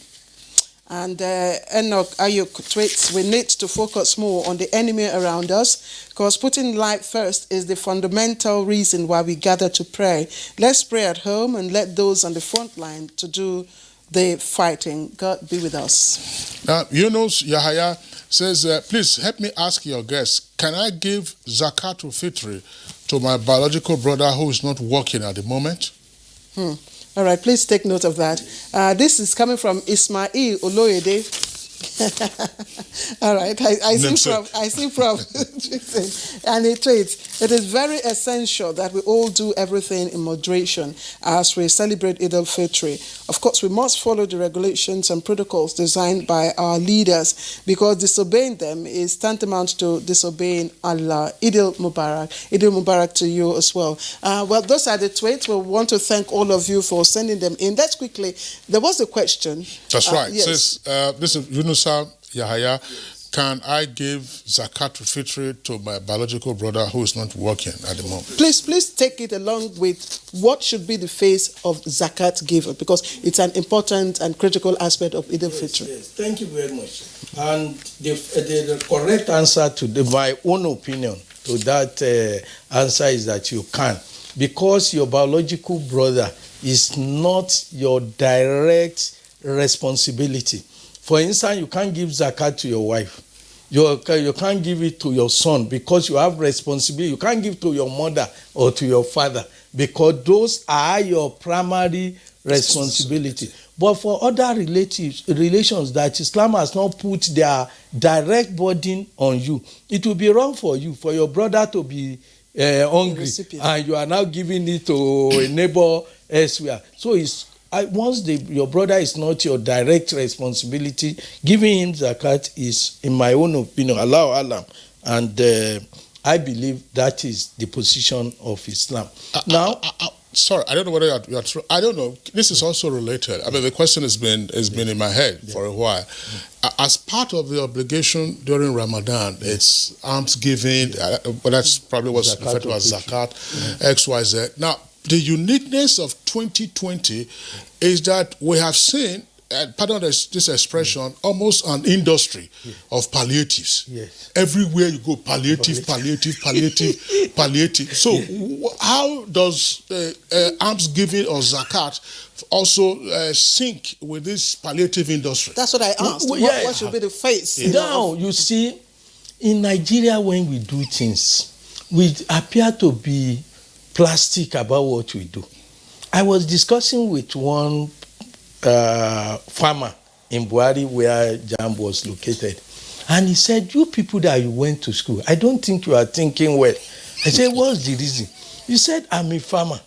Somebody brought a 5 kg of gari, 5 kg of rice to me. I have enough at home to go, and even if you want to buy, I don't have people to say, you come to Buhari and you are giving me 5 kg of rice, 5 kg. What do I do with it? When I have excess, I think we have to be creative, and we have to also think of the circumstances. You will give people what is most suitable for them.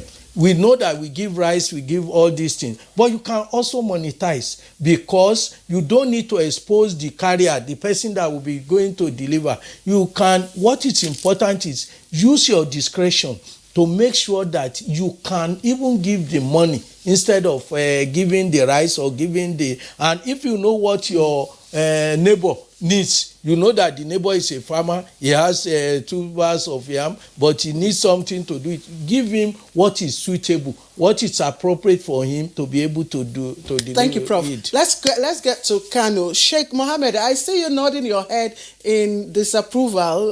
Let's hear your thoughts. Yeah. It's incorrect to monetize it because it's contrary to the Sunnatic practice. You see, the scholars are saying it is only Al-Imam Abu Hanifa, one of the canonical imams, that has the view of monetizing the Zakat al-Fitr. Imam Malik, Shafi'i, Abu Hanifa said no.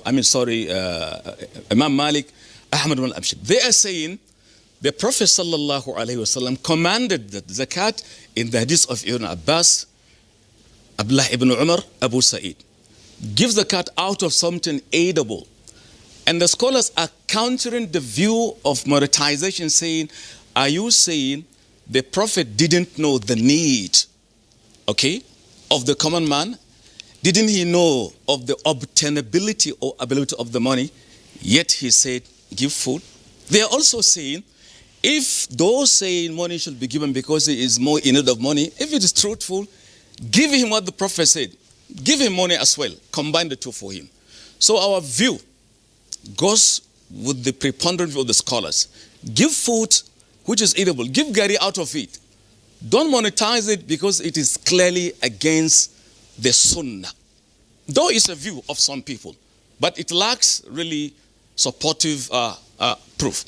That is my answer to. That's why I was nodding saying no, disapproving of that, because al-ilmu amana. Maybe you may permit me to. Thank you. But I'm sure you also know that these are unusual times. Restriction of movement and, of course, social distancing.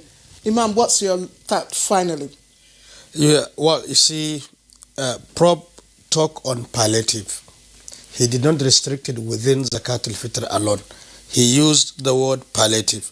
So palliative can be given in cash or in kind.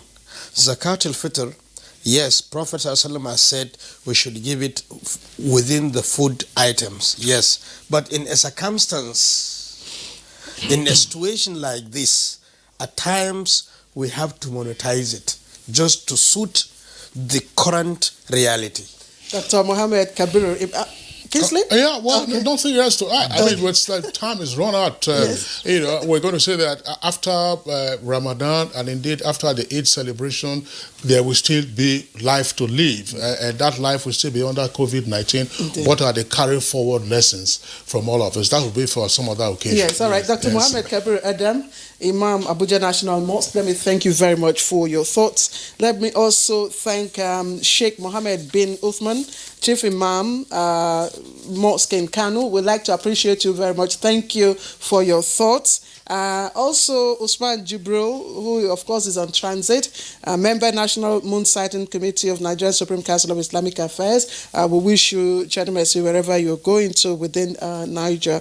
And finally, Professor Ishaq Oloyede, Registrar JAM, and of course, Secretary General, Nigeria Supreme Council of Islamic Affairs. Thank you very much, gentlemen, and we wish you Eid Mubarak. Eid Mubarak. Thank you. All right, and that's it. And good morning, Nigeria, for today and for this week. We'll see you on Monday by the grace of God. And to all of you, we wish you Eid Mubarak. I am Claire Dilapo Abdurazak. And I'm Kingsley Osadolo, thanking you for being with us. As Claire said, we're back on Monday, same time, 7 o'clock in the morning. Stay safe and be well. And to our Muslim faithful, Eid Mubarak in advance.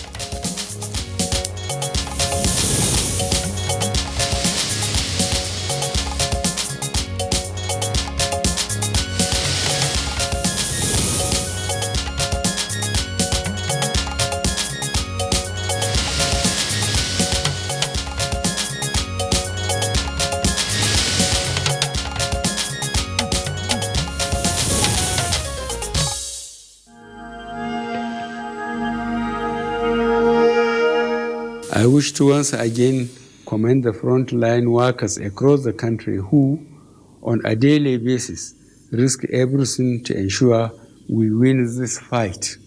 For those who got infected in the line of duty, rest assured that government will do all it takes to support you and your families during this exceedingly difficult period. I will also take this opportunity to assure you all that your safety, well-being, and welfare remains paramount to our government. I am using this opportunity to express our deepest condolences to the families of all Nigerians that have lost their loved ones as a result of the COVID-19 pandemic. This is our collective loss, and we share your grief.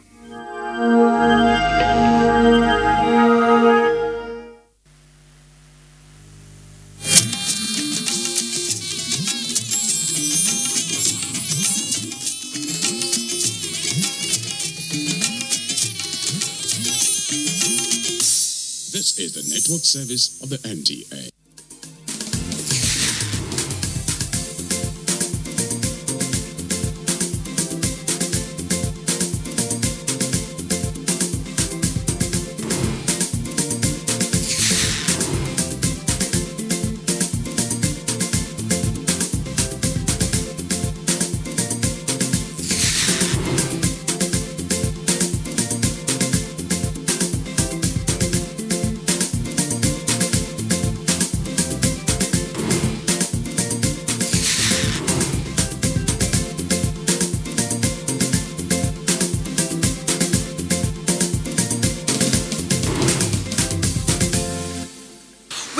A poem on COVID-19. And we will share it with you, our dear esteemed viewers. Miller, drop it like it's hot. COVID-19, why have you made us stay home this long? Why have you made us this distance from ourselves and from our friends this much? We should be a brother's keeper. We should stay with friends and play with them. True. But you came and everything became abnormal. Well, not ignoring the good you have done. We thank you for making some families know how to stay together. For they hardly had time to be together until now. We thank you for making some people love themselves more. For they never knew how to live alone until now. We thank you for making some people clean their hands and wash their hands. For their personal hygiene is poor. But COVID-19, weekdays are no longer how they used to be. For we no longer rush on Monday mornings. No TGIF, no slaying for parties. Please let us live together with love and not fear as we used to live. Let's hug and shake hands as we used to do, for we will continue to wash our hands and use hand sanitizer even when you're gone. I hope you get the drift. Yes, they do. Welcome to Click Lights, your popular entertainment rendezvous. I'm Butswa Miller. And I am Ekemini Williams. Good to have you join us on the program.